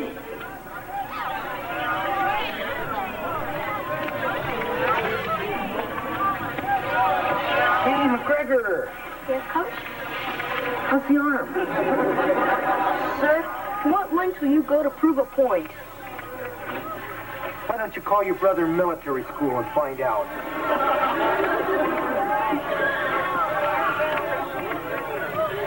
All right, go ahead.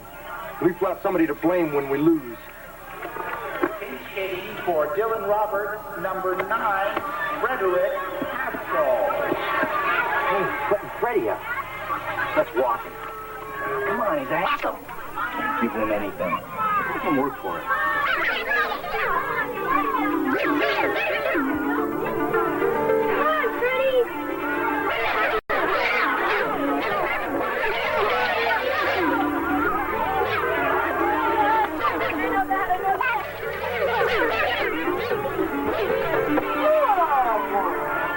Hit the ball, it's not going to hit your back.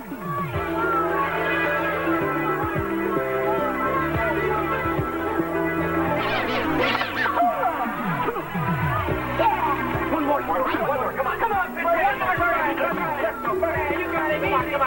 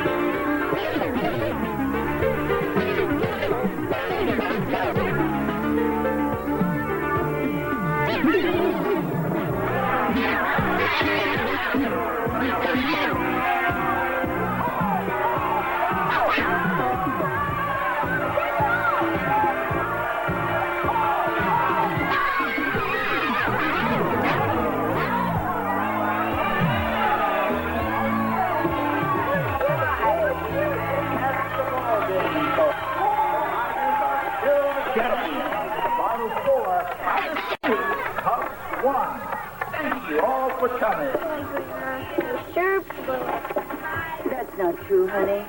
They came together and they played hard together. And then they blew it. Dad, you won! What, you expected to lose? Look, tell the guys we're going for ice cream and see if some of the romance can pop up some dinero for a change. Yes, sir. Freddie? Freddie, wait.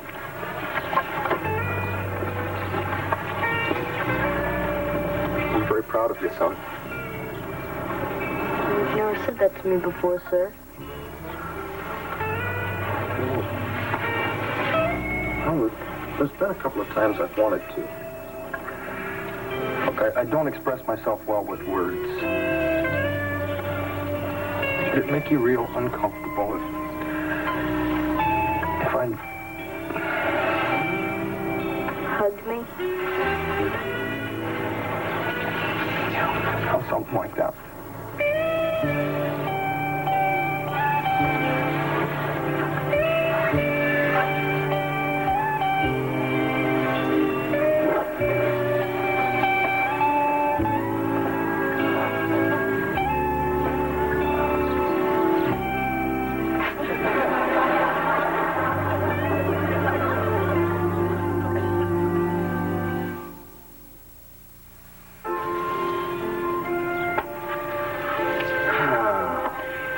Should have walked him. Could have had that ball. Just a little better jump. You played a terrific game, kid. You've got nothing to be ashamed of. Dad, nothing to be ashamed of. It's just a polite way of saying you lost. Kip, I know how much this must hurt right now. But every day the hurt's going to be a little less, and pretty soon you're not going to believe you ever could have felt this way. It's really true, Uncle Wally.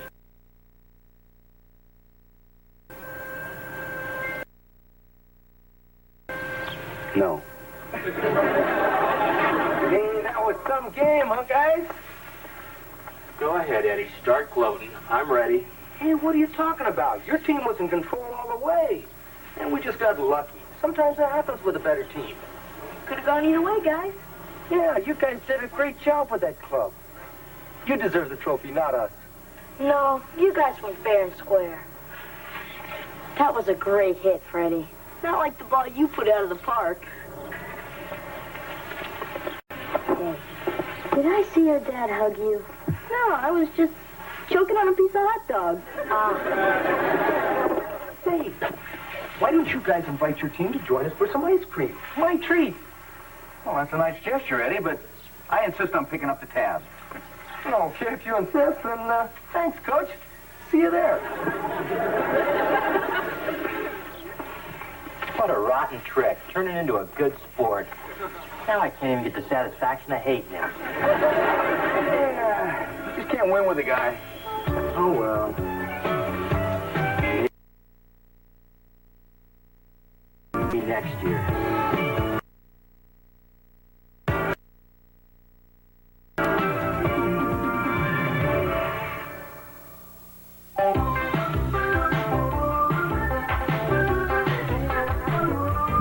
Gather your family for the welcome return of a grand tradition as the Disney Channel proudly presents the award-winning series Wonderful World of Disney.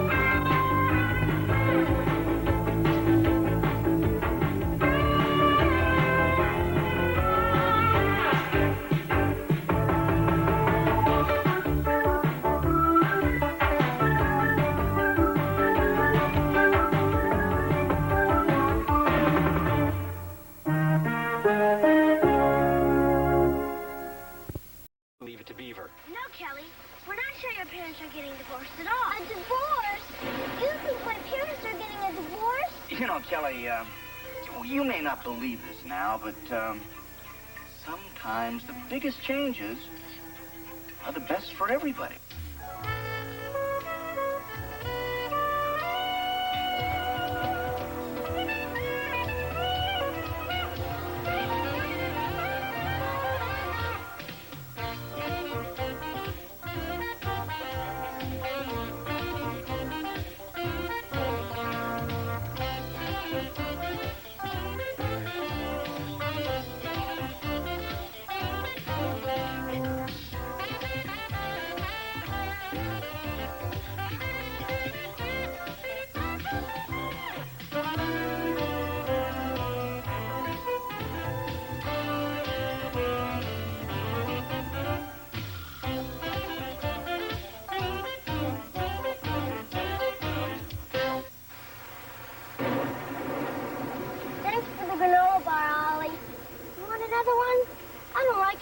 Since I found out they're good for you.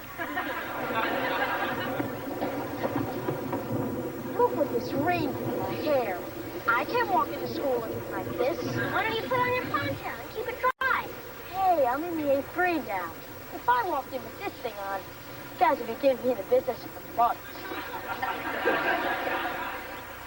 Have any granola bars left, Ollie? Your mom's still not cooking, huh? No. And I hope she starts again soon. I can't take Dad's little black baking bits much longer. She sure has been acting strange. Probably the weather. I haven't felt much like cooking either. It's not just cooking. She doesn't eat with us, she goes to bed early, and she's cranky like the mothers on the headache commercials. Your mom goes to bed early, huh? Way before Dad. Before, they used to sit on the couch after dinner, and he'd nibble her ears and play with her toes. But they don't do that gross stuff now. Yeah, our parents used to do that kind of stuff too until what? Did I ever show you my appendix scar? Until what, Oliver? He wants to stay lazy. He's just a kid. Yeah, just a dumb kid. Something's going on here. No, nothing. Right, Ollie? Right, Ollie. I mean, kid. I mean, that's right. See how dumb I am. Wrong, isn't it? We're not sure. Are we, Ollie? No, Kelly. We're not sure your parents are getting divorced at all. Way to go, Ollie. A divorce? You think my parents are getting a divorce? Kelly, we're not trying to get you all worked up. It's just that our mom used to do jokes like that before they split up. I don't believe you guys. My parents are not getting divorced. That's exactly what we said. Even after that night when she threw baked potatoes at us. Would you guys cut it out? There's nothing wrong with my family. You're right, Cal. There's nothing wrong with your family. But if there was, how would I know for sure? Well, our parents told us at a fancy restaurant.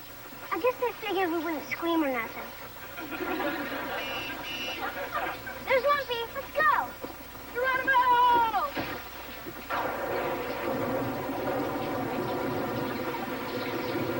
Hey, come on, Cal. What's the matter? Mom and Dad said that we were going someplace fancy for dinner tonight.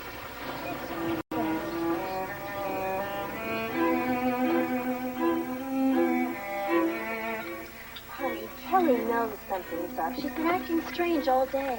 Well, it won't matter, because when she comes out of the restroom, I am going to get this thing out in the open once and for all. You? I wanted to tell her weeks ago. You were the one who wanted to wait. Well, how do you tell your child there's going to be a radical change in her family? It's simple. You just come right out and say, hi, Kelly. Kelly, where'd you get that towel? Oh, some lady in the bathroom was handing them out. That's nice. Yeah, I always liked this place. That you proposed to me here. It seems so long ago. Oh, excuse me, are you our waiter? Yes.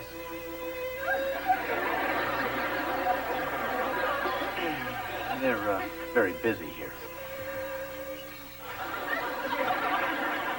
Well, what looks good to you, honey? Oh, I don't know. Maybe we should have the family special. Why bother? Oh, excuse me. We're ready to order now. Good. Look at her all dressed up. She's such a big girl. Yep, she's our big girl, all right. Our big girl.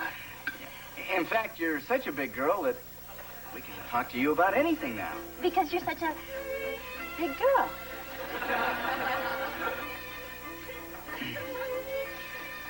You know, Kelly, the funny thing about life is that you never know what changes are just around the corner. You may not believe this now, but sometimes the biggest changes are the best for everybody. Does that make any sense to you, honey? I'll be right there. No! You're getting a divorce. That's what you dragged me here to tell me. Please stay together, please. A divorce? No. Kelly, Kelly, honey, we brought you here to tell you that we're going to have a baby. A baby? And a divorce? How many lives can you ruin? Really, I don't know where you got that idea. Your father and I aren't going to get a divorce. We love each other. You mean you're really going to have a baby? Yes. It's pretty exciting, huh? It sure beats getting a divorce.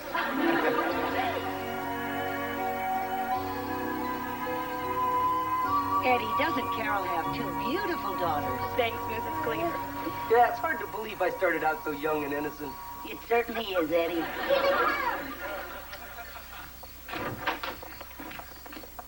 Surprise! What's going on here? Well, Kelly had her surprise. Now it's your turn. Oh, honey, thank you. Oh. Peggy, thank you. Carol. Oh, thank you. Oh, Nina. Look at her, she's playing. Well, what's she supposed to do, make coffee? From Beaver. He wanted to be here tonight, but he had to stay late. He had to work on the Xerox machine. It's his training session. Nice. And this is from me and Gertie. Oh, Eddie, you didn't have to do that. Yeah, that's what I told her, but she got him anyway. But you old dog, you're a lucky guy. Oh, I sure am. Especially because I'm not the one who's going to be blowing up like a beach ball. Yeah, it's sure going to be neat having a little baby in the house again. Hey, how you doing, little princess? Wait, sleep right Do grown-ups always act like this around babies? Yeah. Sleepy, isn't it? You'd think in 6 weeks a kid didn't want to sleep, cry, and slobber. A baby squirrel would be walking on telephone wires by now. Don't you like having the baby around? I thought I would, but now that she's here, they don't even know I exist. Come on. You're probably just imagining stuff that isn't there. Like when Kip and Ollie thought my parents were getting a divorce. You might have been better off. Did you hear them? I've got all my teeth. I've had 2 years of ballet. and all they do is take pictures of Baldy. Hey, I still think you're cute. Thanks. I needed that. Things are a lot different now. Mom and I used to do things together, and I'm nothing but a built-in diaper changer. And by the way, make sure there's the disposable kind. Kelly, come in here, honey.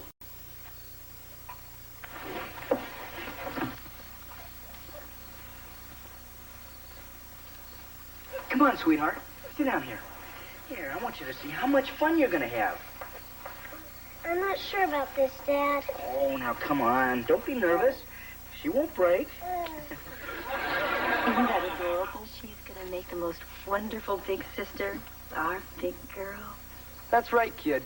When the Cleaver egg hatches, you're going to be punching in full time. They're going to have you changing and feeding and babysitting. Yeah, if you're lucky, they'll give you a few hours off at Christmas. Mrs. Morgan, will you take her, please? Sure, Kelly. Thank you. Kelly, sweetheart, where are you going? I'm a big girl. I can go wherever I want.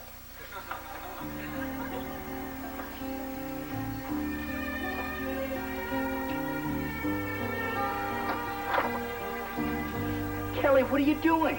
She's packing. I know that. I wanted to hear it from her. I'm just taking the important things now.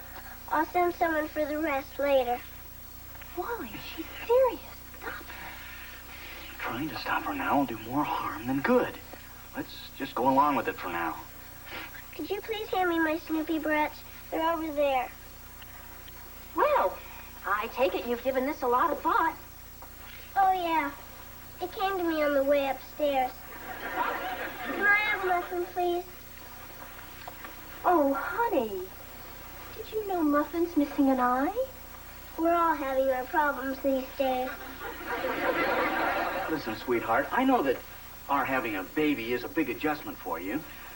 And if you feel that the way you want to handle it is by leaving, well, that's your right. Thanks. Could you please get me my rose knit dress? It's on the doorknob.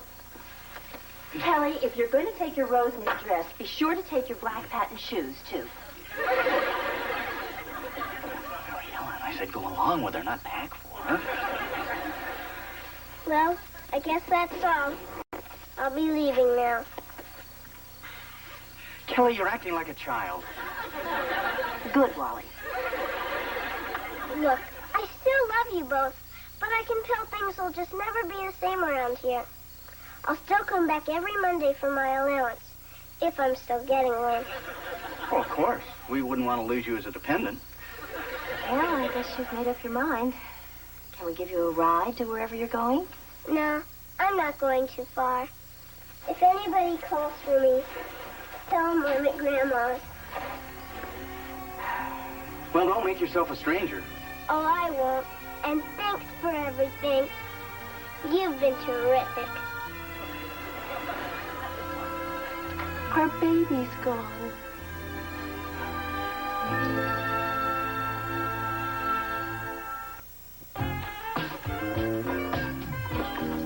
Mom, eggshells have protein, don't they? Yes, dear. But if you want your omelet crunchy, I'd suggest green peppers. You'd think they would have invented something to do this for you. They already have. It's called a mother.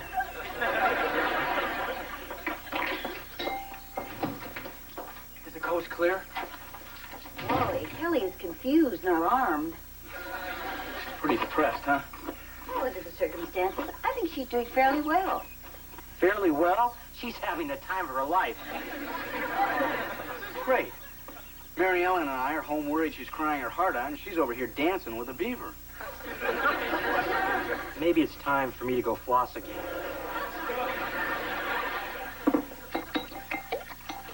All right, that does it. Enough of this liberal 80s parent garbage. Fine. What do you propose to do about it? I'm going to drag her home whether she likes it or not. I guess you've forgotten that 2 days after we brought Beaver home from the hospital, you tried to trade him to the Donaldsons for their cat. I always liked Puff Puff. It took you a long time to accept having a younger brother. You can't expect Kelly to adjust to it overnight. Well, I just wish she'd adjust to it at our house. Let her stay here for a while. She'll come home when she's ready. And when she does, make her realize that the baby is a blessing, not an intrusion. Let her help you pick out toys and furniture and even select a name. Thanks, Mom. You know, we should have just let you tell her in the beginning.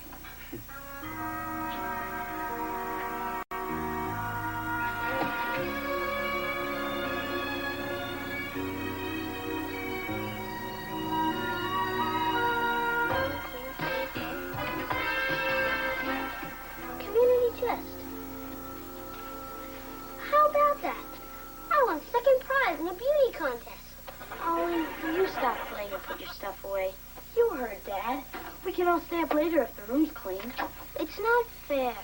No matter how late they let me stay up, you'll always get to stay up later. Look, Ollie, if you let me out of jail, I'll help you clean up. Deal. 2 more minutes left. Dad, how come Kip always gets to go to bed at 10:30, and I gotta go to sleep the same time the kids in Hawaii are eating lunch? Oliver, we've been over this before. Kip is older than you. And when you get older, then you can have more privileges. He gets all the privileges. Time's a wasting, guys. If you meet your deadline, then you can each stay up a half hour more than usual. Oh, and may Allah be with you. Hurry, Ollie. Then we can finish our Monopoly game. Yeah, and I could stay up later and watch videos. You don't even listen to the music. You just watch the girls. What a dodo. You're just jealous. Will you move it? Maybe I don't want to. And I'll do it. I want to stay up. Time's up. No extra privileges tonight, guys. Sorry. There. Are you happy now? You're such a baby sometimes. I'm not a baby. You're right. You're a grubby little infant. Yeah? You're a goofy glob of nothing. Baby, baby, baby. Ow! Get on! Uncle Beaver, quick! They're covering each other! All right, guys, come on, right now. Come on, break it up, All right, guys, right now. You started it. I did not. Carrot Top did. All right, guys, now wait a minute. If you can't agree on anything, you can both just spend the entire day tomorrow in the house. But, Dad... No buts. Now, you had your chance. Maybe next time you can take advantage of it. Thanks, Ollie. I've got a big baseball game tomorrow. Now I'll miss it. You better stay away from me for the rest of your life.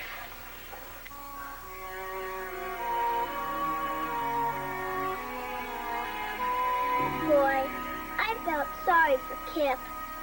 Now I'm positive I don't want a brother or sister. All they do is cause trouble. Well, sometimes they do. They can be a lot of fun, too. I'd rather have a dog, and I'm allergic to those. Probably a brother or sister can be the best friend you'll ever have. So can a dog. That's what they're known for. Dogs are nice, but a brother or sister, they can talk to you and share their toys and their secrets. They'll even eat your lima beans when your folks aren't looking. Thought you might like a little bedtime snack. Thanks, Uncle Beaver. Kelly, there's an awful lot of love in your house. And you know, just because your family's getting bigger, it doesn't mean that there's any less for you. You know, Grandma, I like the way you try to cheer me up, even when it doesn't work. Well, you can't blame me for trying. Dad? Yes, Oliver? I have a confession to make.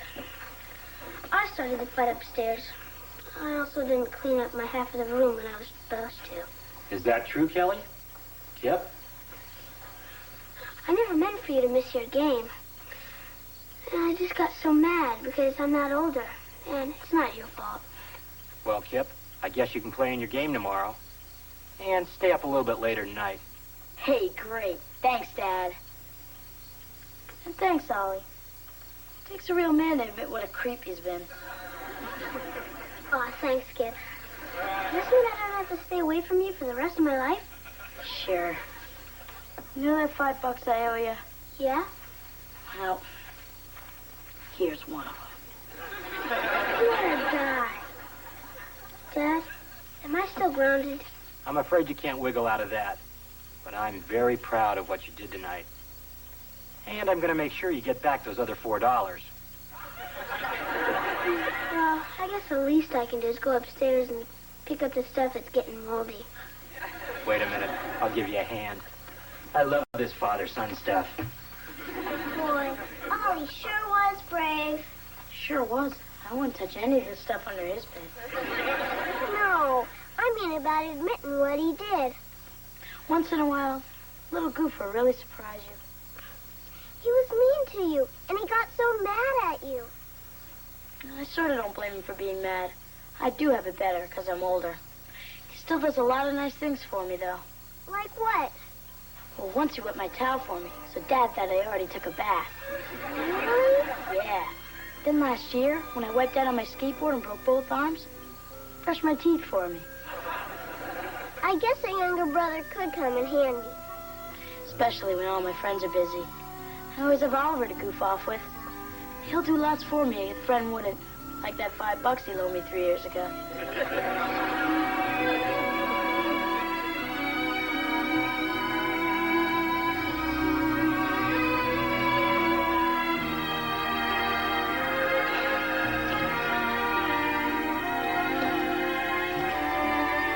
You know, honey, maybe we should let Kelly pick out the baby's name.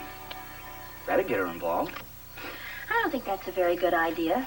We could wind up living with someone named Kermit or Dad. Kermit Cleaver. It's got a nice ring to it. Honey, I don't think so. Kelly! Oh, honey, it's Kelly. Honey. Oh, hi, pal. I just want you both to know that it's all right with me if you have that baby. I think we can make it work now. Oh, honey, I'm so glad to hear you say that. But what made you change your mind? Well, when you told me about the baby, I just thought of the bad stuff. I didn't think that maybe one day I might need somebody to brush my teeth for me. Well, it's time for me to go to bed now. Good night, Dad. Good night, honey. I love you both. Good night, baby. I can't wait to meet you.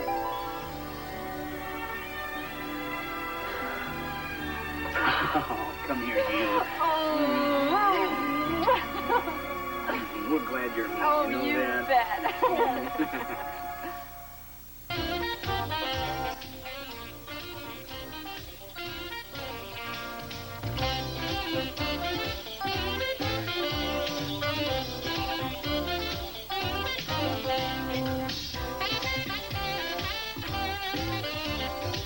Take care of yourself and your family with a show that puts parenting in perspective.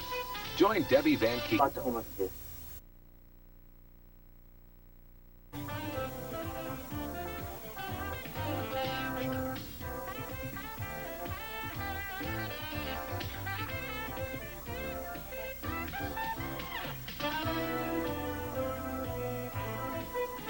The new Leave It to Beaver. Relax, honey, or you won't be able to sleep at your own slumber party. But, Mom, this is my first party. If I didn't know better, I'd say you two clowns were here to crash the debutante's ball. Hey, look, don't you think if those two boys were in this house, we would have heard about it by now?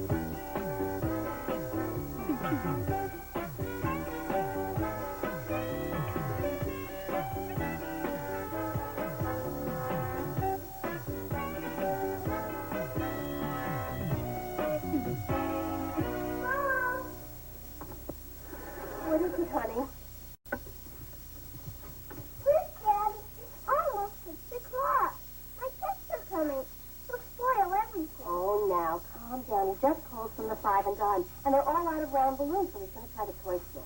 Well, we gotta have the round ones. You can't make water balloons with the long ones. They break before you throw them. Not that we're gonna throw them. Relax, honey, or you won't be able to sleep at your own slumber party.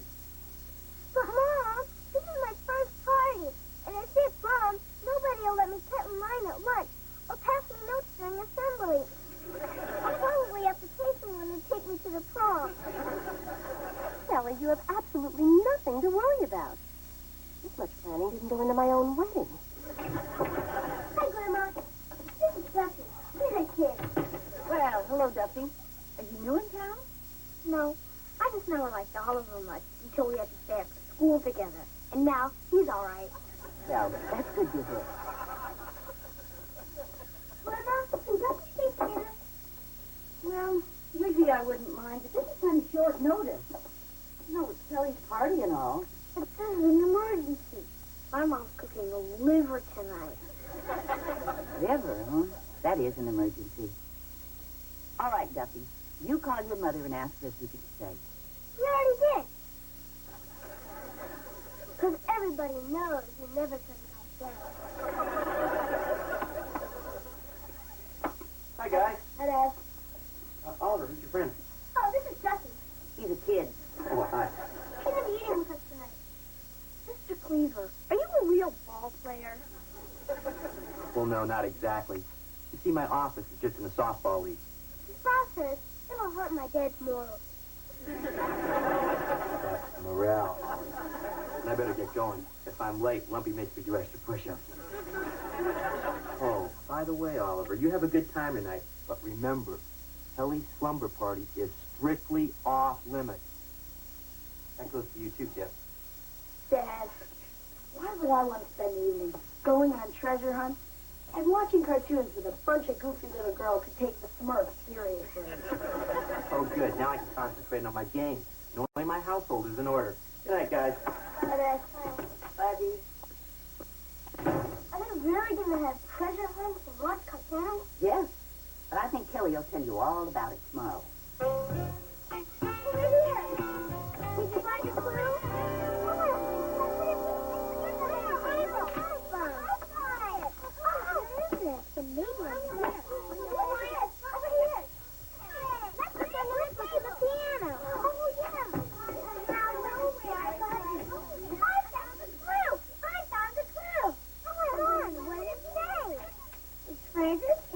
Something that begins with the letter C. Let's go look under the potato chip.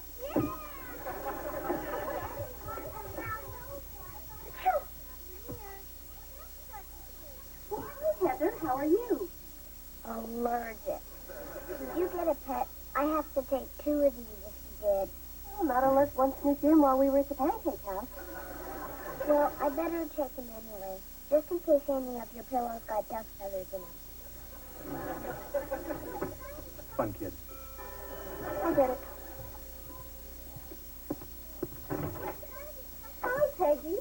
Hi, Mrs. Cleaver. This is my cousin Rebecca from Chicago. The suburbs, to be exact. Hi, Rebecca.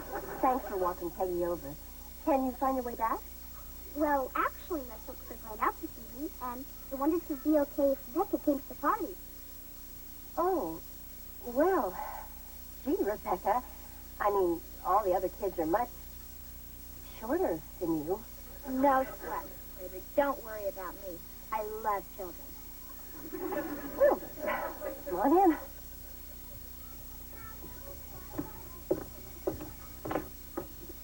Kelly, honey, this is Rebecca. This is Peggy's cousin from Chicago. Would it be a problem if she stayed for the party?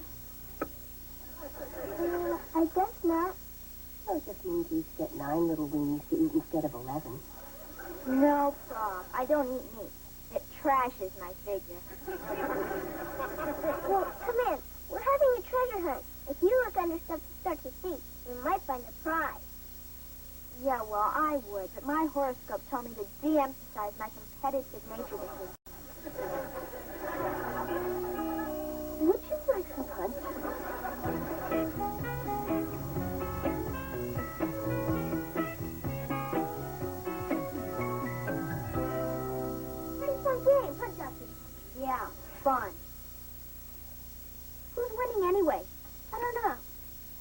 didn't score an hour ago. Who was winning then? It was either you or me. It was 279 to 263 with Duffy in the lead. Thanks, Skip. Don't mention it. What do you want to do now? I don't know. What do you want to do? You want to throw rocks in the dryer? I know. We could pretend we're space rangers, stuck on the planet Rilo, surrounded by thousands of giant, angry lizards. Nah, we did that yesterday. That does it. Why don't you two rocket scientists stop talking and go out and do something with your lives? You know, Kip's right. So, what do you want to do? Let's go spy your cousin's party. You heard Dad and Grandma. They don't want us really going over there at all. Oliver, you know how it works. They tell you not to do something, just so you want to do it even more. Then you do it, they get to yell at you, and everybody's happy. Yeah.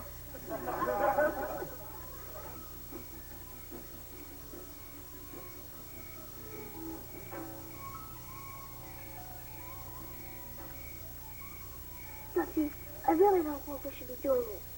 We're not doing anything wrong. We're just trying to find that frog. It's not our fault he came over here.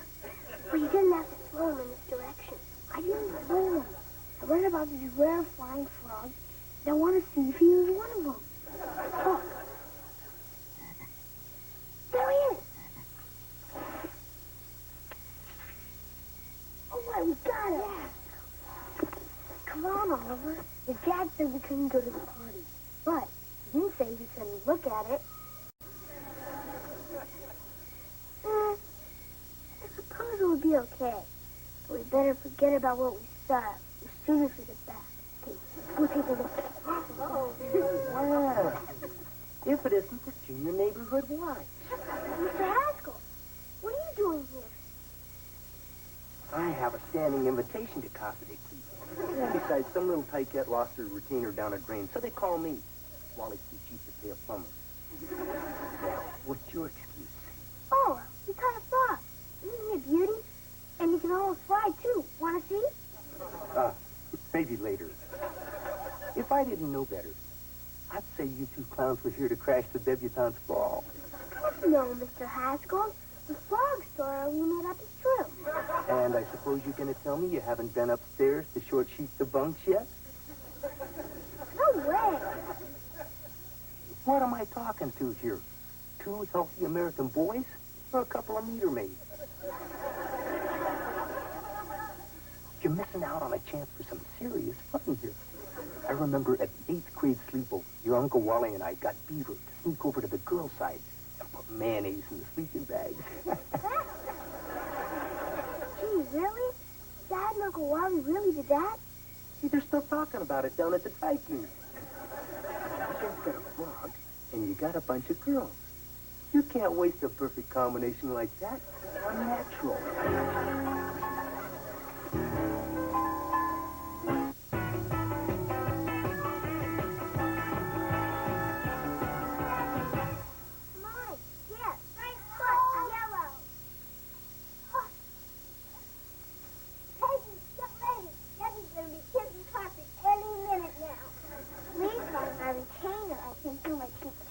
Already. Oh, honey. Oh, great. We'll find it. Come on.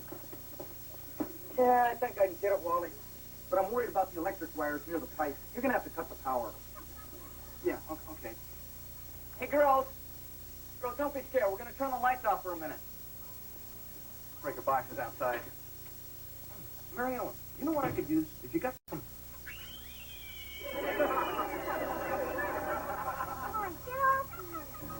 Mary Ellen, have you got some rags? Here, hold on a sec.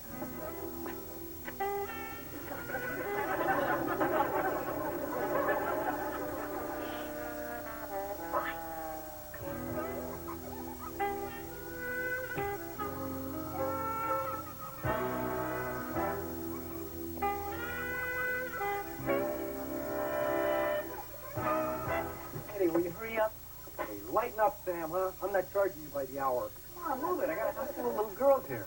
All right. I got it, Wally. Hit the light.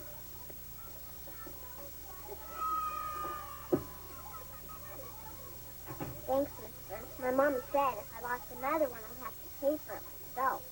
Well, maybe you'll think about that next time you decide to toss your cookies in the sink.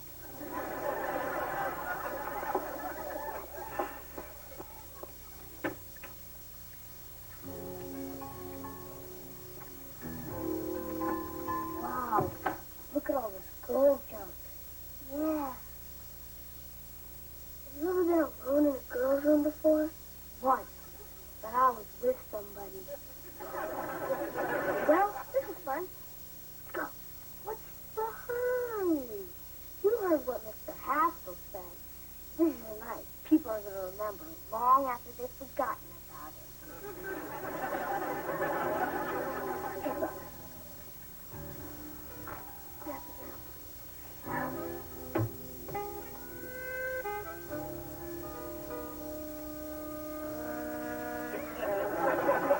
Good luck, Mr. Froggy.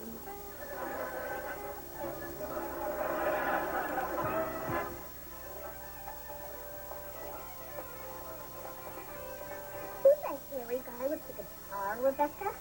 That's drummer. Give me a hug. Yeah, a hug. What's a hug?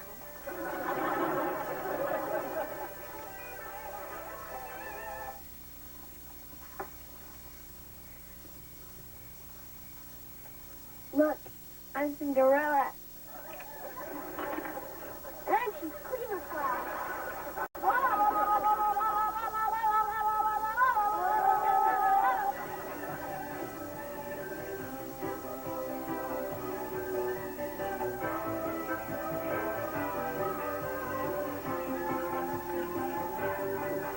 Honey, come here.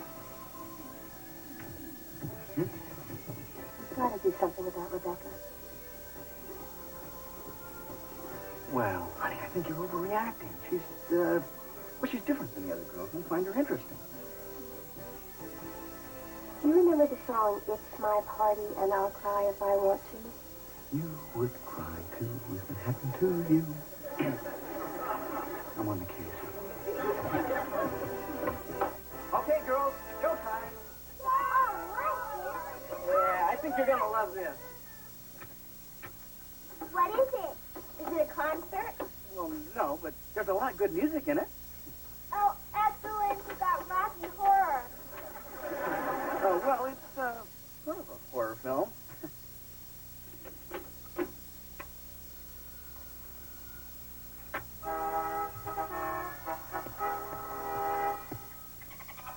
Flicker's Hawaiian Adventure. Don't worry. It starts a little slow, but it really picks up when he gets caught in the tuna net. As much as I love camp classics, I think I'm going to go upstairs and do a number on my hair if that's okay with you, Kelly. Oh, sure. Go ahead. No problem. Can I come along, too? That's cool.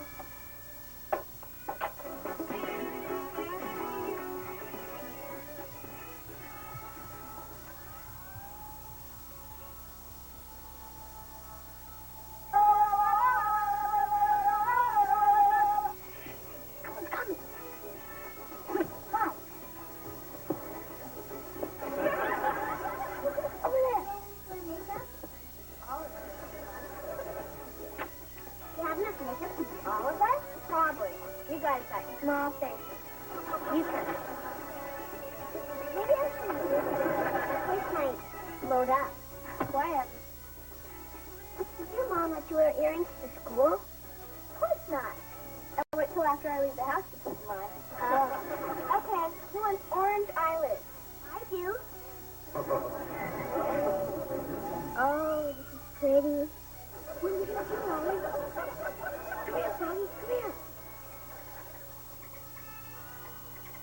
I wonder what they've been doing up there for so long. Probably something absurd, like holding their breath until they faint. We better go up there and take a look. They may be reading the diary. I don't have a diary. Well, we better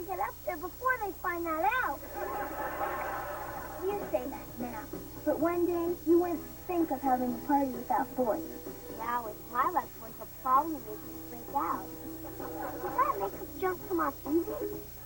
Probably not. I've never seen my mom without it. Oh, hi. We thought you guys would be lumbering by now. Rebecca's letting us make up like we're going to a rock concert in Chicago. How are you getting there? We're just pretending. We're going back to watch the movie. Come on, Kelly, grow up. Let's go, Maxie. Hey, how did you get that blue color over your eyes? Come here, I'll show you. I've been to Chicago a few times myself.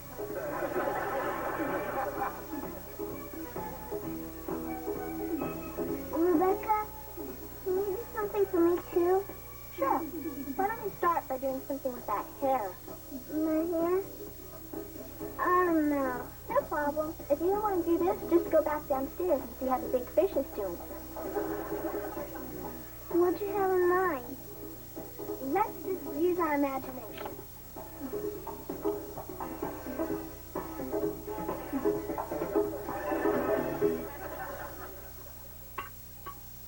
You know, I would have thought these teeny weeny weenies would have been a bigger hit. Yeah. Next time we'll have to try those teeny tiny tacos.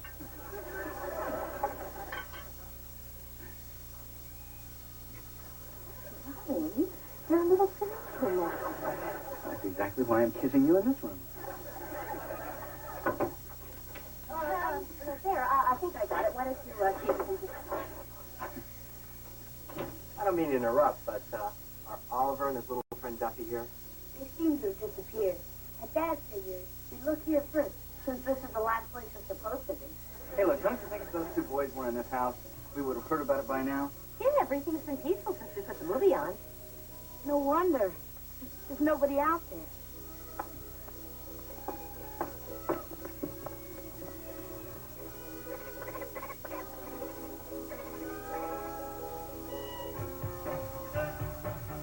That is so old. I love it.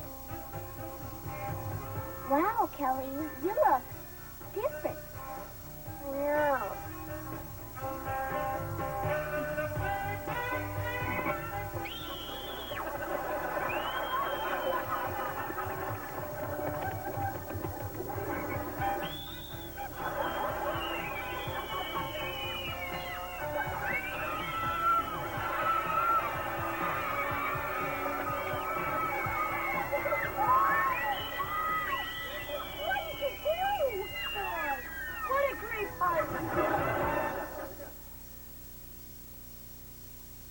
Dad, before we go home, you start hollering at me. Can I say a few words to my Aunt Mary Ellen and Uncle Wally? Sure. You're entitled to one last request. I apologize for sneaking over. And even though you probably don't like Kelly's new hair as much as I do, she only did it because her friends ditched her party, and they started doing dumb things first. Thanks, Ollie. I wish I could say something to get you in less trouble. Don't feel bad, Kelly. It wouldn't make any difference. I guess we'll see you tomorrow. Good night. Good night. Am I going to have to shave my head now? No, I'm sure the beauty parlor can return your hair to its normal color. You mean like they always do with yours? Sort of. Kelly, it's not the color of your hair that we're worried about. No, we're just upset that you let those girls pressure you into dyeing it in the first place. But it was my party, and I didn't want to be left out of it. Kelly, there are going to be a lot of times when you'll want to go along with something just to be part of the crowd. You don't have to lecture me anymore, but I feel like the dumbest kid that ever lived.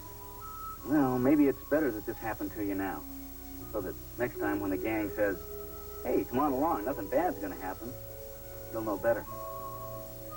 Don't worry, Dad. I'll never forget this. I'm going to be the only kid in Sunday school tomorrow morning who looks like a skunk.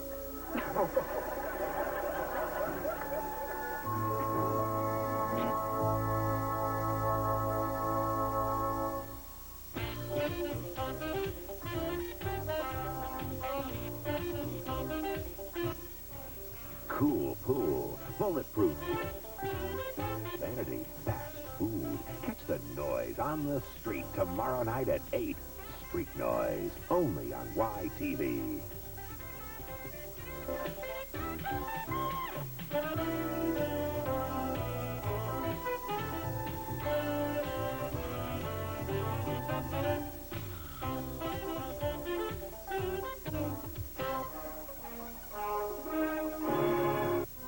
Episode of the new Leave It to Beaver.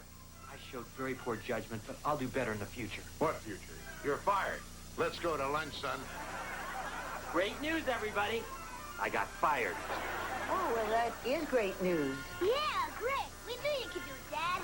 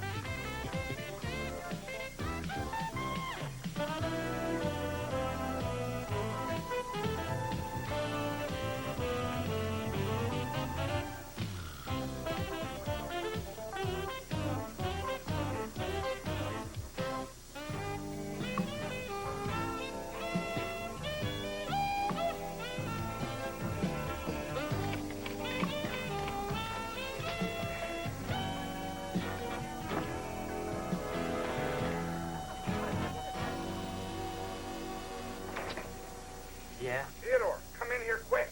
Oh, I'm sorry. Mr. Cleaver has just left for lunch. Papa! Gotta find Theodore Cleaver for me right away. Very important. Ha, ha, ha, ha. I need to see Theodore. That's right. Okay. Theodore! Oh, my glad I caught you. Not now, Clarence. I'm on my lunch hour. Forget it. Daddy wants to see us right away. Why does he need me around to chew you out? Huh. No one's getting chewed out this time, Theodore. Matter of fact, if my hunch is right, he's going to treat us to the biggest lunch we ever ate. Your dad? The man who leaves company pens for tips? He just got off the phone with the Merrywell people, and he was very excited.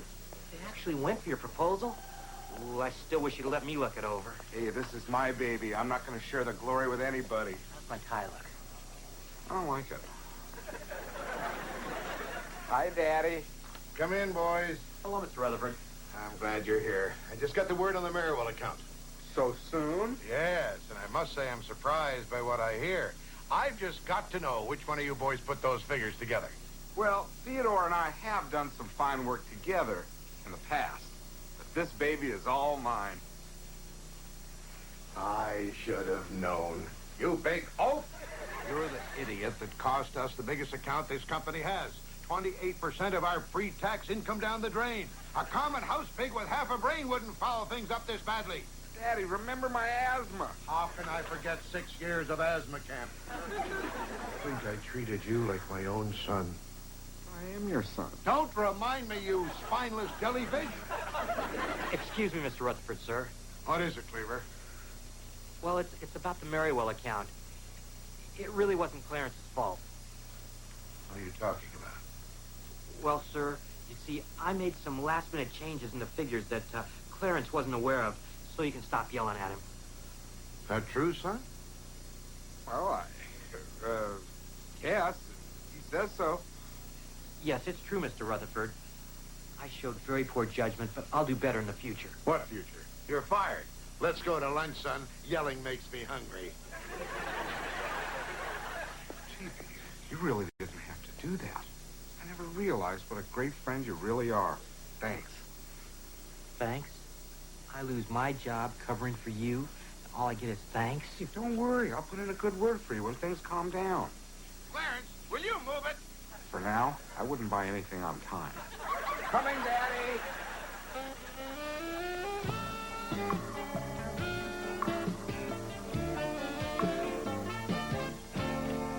Hey, everyone. I'm taking ticket orders for the school talent show. You and J.J. Rutherford?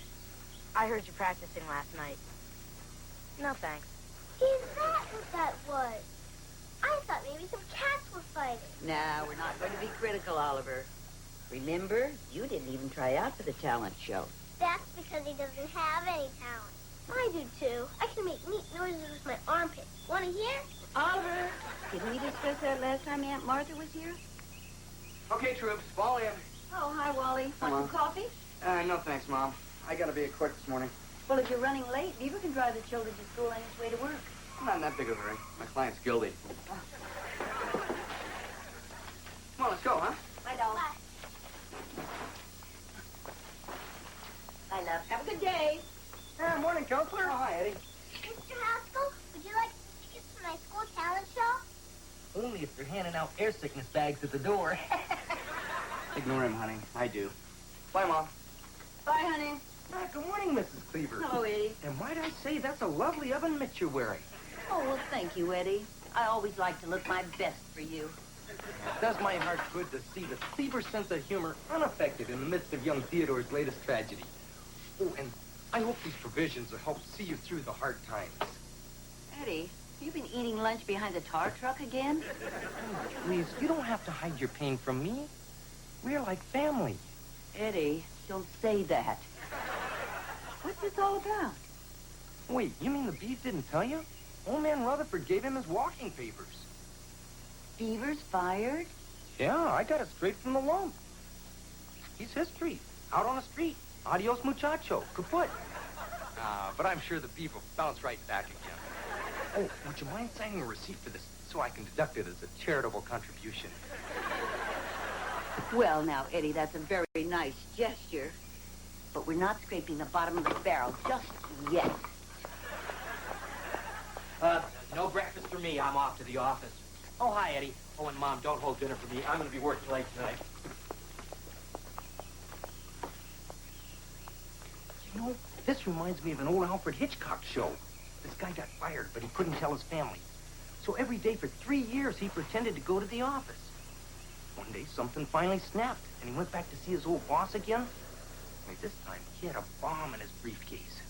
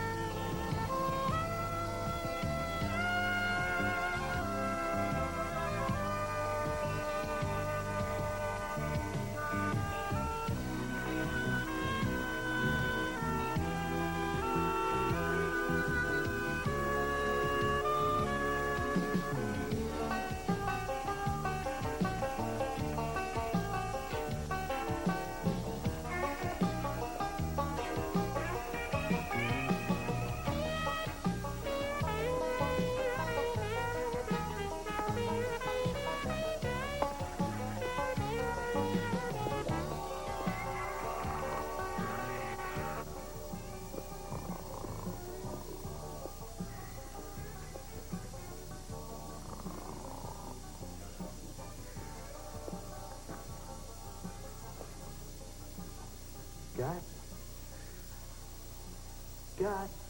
Who's there? Who is it? It's me, the Beaver. Beaver? You know, God, Beaver Cleaver. Oh, Beaver. Haven't seen you around for some time. Yeah, it has been a while. How's school? God, I don't go to school anymore. Don't tell me it's 3 o'clock already. Gus, I graduated. I went to college, and now I have 2 boys of my own. Oh, glad to see you made something of yourself, Beaver. What line of work you in? Well, actually none right now. See, I've got a problem. I lost my job yesterday. Well, whenever you kids have a problem, old Gus has the answer. Come on, let's grab our fishing poles and head for Miller's Pond. Got any worms on you, Beaver? Sorry, Gus. Not that simple anymore. I'm out of work because I took the blame for somebody else. Now I can't even face my own family.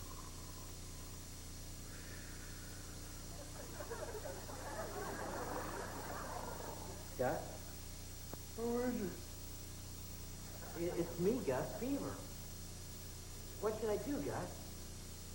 Well, you're big for a 7th grader. Why don't you try out for football? I just don't understand. I could have bailed out and saved my job, but I didn't even try. Well, if there's one thing I learned in all my years, it's that folks usually do stuff for a good reason. Well, I guess the reason was I wasn't really happy there.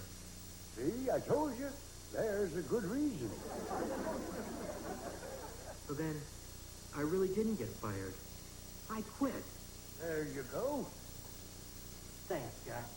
It's been great seeing you again. Don't make yourself so scarce, young fella.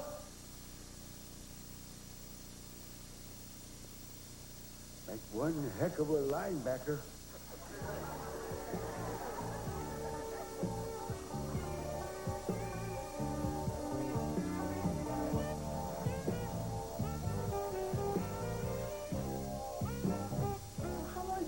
Pretend we don't know Dad's pretending he's got a job.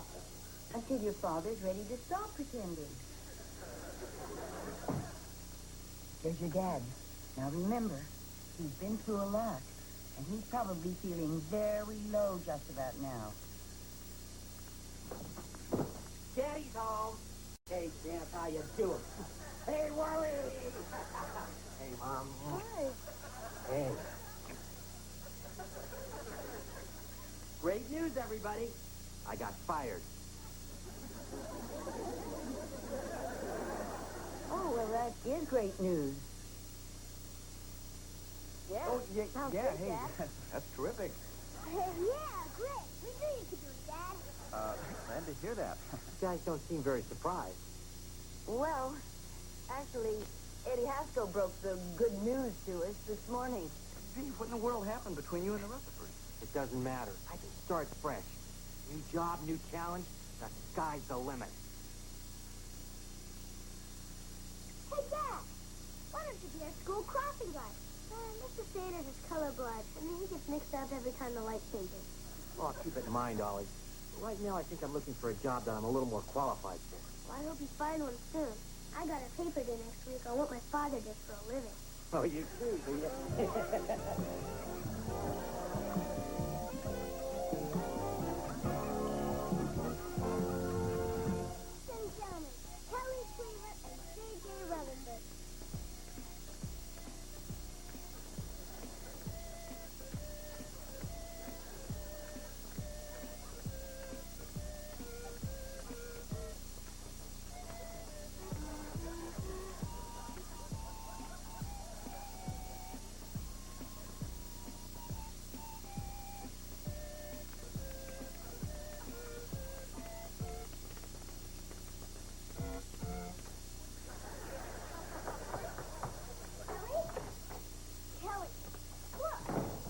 My little Metropolis mailbag.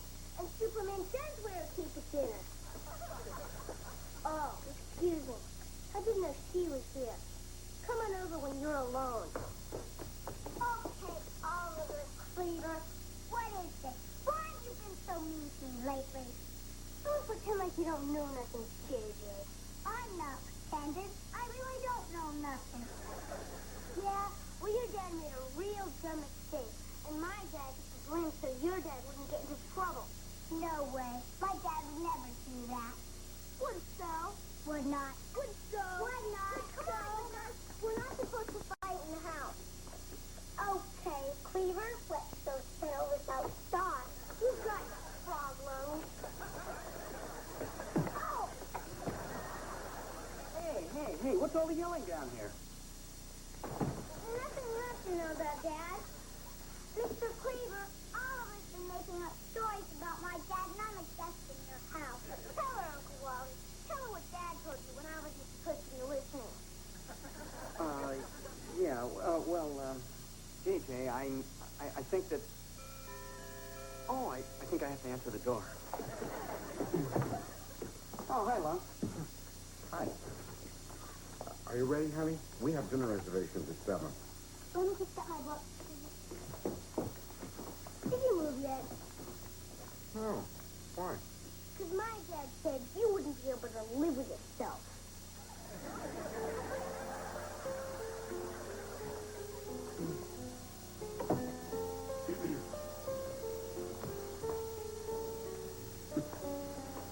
Sure is dark out. So, what's new with the law? Well, right now I'd say it's the only thing that's keeping Beaver from blowing up your car. Give me a break. You know there was nothing I could do. I mean, it's a jungle out there. Dog eat dog, big fish eat little fish. Yeah, come on, who do you think you're talking to? Marlon Perkins? I know what happened over there. You were afraid to stand up to your father, like you've always been. That's not true. When he told me to buy a blue Mercedes, I bought a red one instead. Yeah, when he was out of town. Look, it was the same thing when you were 15 years old and he made you take tuba lessons. You never did tell him how much you hated it. You know, you just can't talk to my dad the way you could talk to yours. Will you look at yourself, Lump? He's got you so afraid you can't even admit the truth. Hey, you're bright. Some people are so inconsiderate. Clara? That's my little mushroom? All of us said you and Mr. Cleaver get fired because of something you did. I told him my dad wouldn't do anything like that. It's not true, is it? What's Sitcom? About Mr. Cleaver's job. Hey, Tasty Cone. Why don't we stop and get a triple scoop of sprinkles, just the way you like it? No thanks, Daddy. Let's just go home.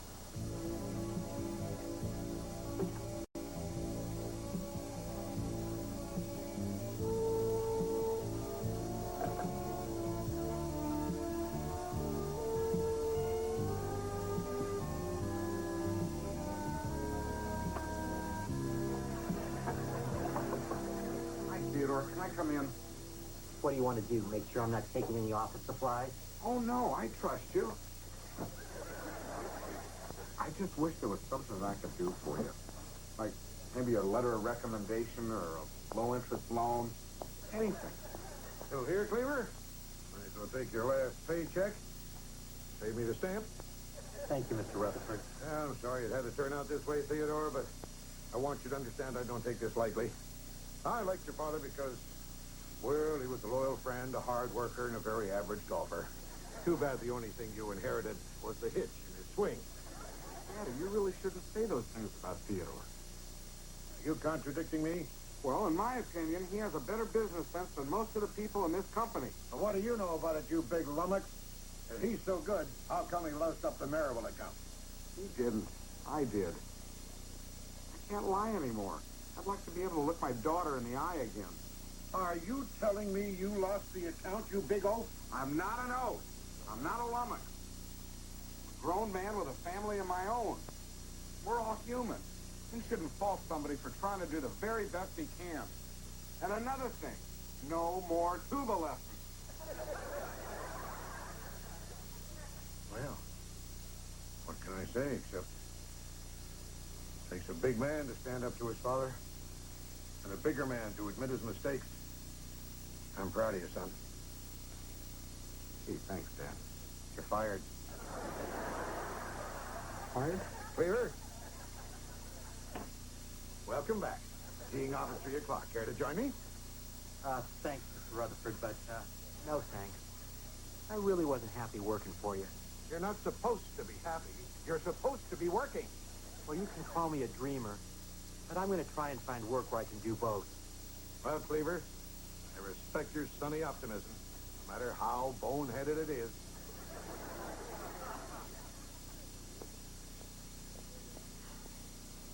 Gee, Theodore, that was a very courageous thing to do. Well, it was braver of you standing up to your father. Terrific. I'm courageous. You're brave. And we're both out of work. You know, Lumpy, I think you're looking at this all wrong. Oh, yeah? You don't make as much as I do. kid. Sometimes you have to take risks, even if the time isn't right. I've been thinking about going into business for myself. Maybe it wouldn't be quite so scary if I had a partner. You mean me? Us? Lumpy and the Beaver?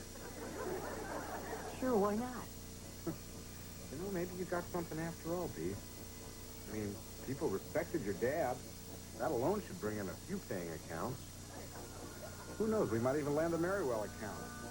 You know they're looking for a new firm. Then we're partners?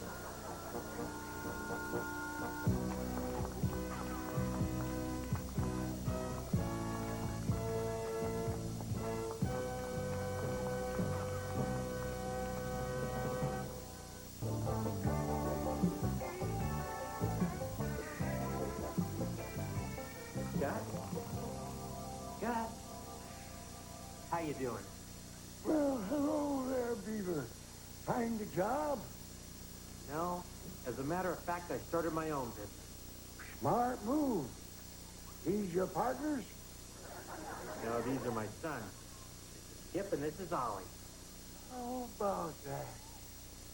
Beaver Cleaver's boy. Live long enough and you get to see everything. We were wondering if you'd join us down at North Pond for a little fishing. I'd really like that, Chippy. But I'm afraid I made other plans.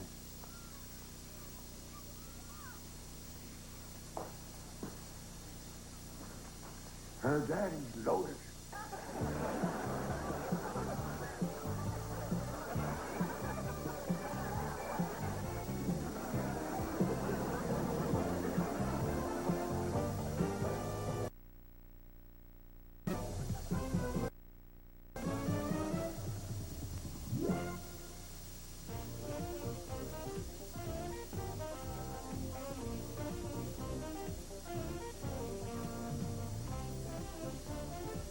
Follow zany exploits with the wily Ron Oliver and Ralph, the happy contest goose. Taking an interview with Colin James, videos from Bon Jovi, Soul to Soul, Paul Hyde, and Jane Child, plus an evangelist turned stock comedian, Sam Kinison, on the ever-cool Ron Oliver Show.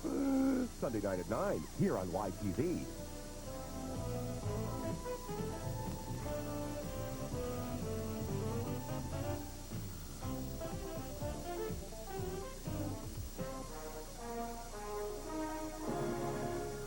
A Quintex production.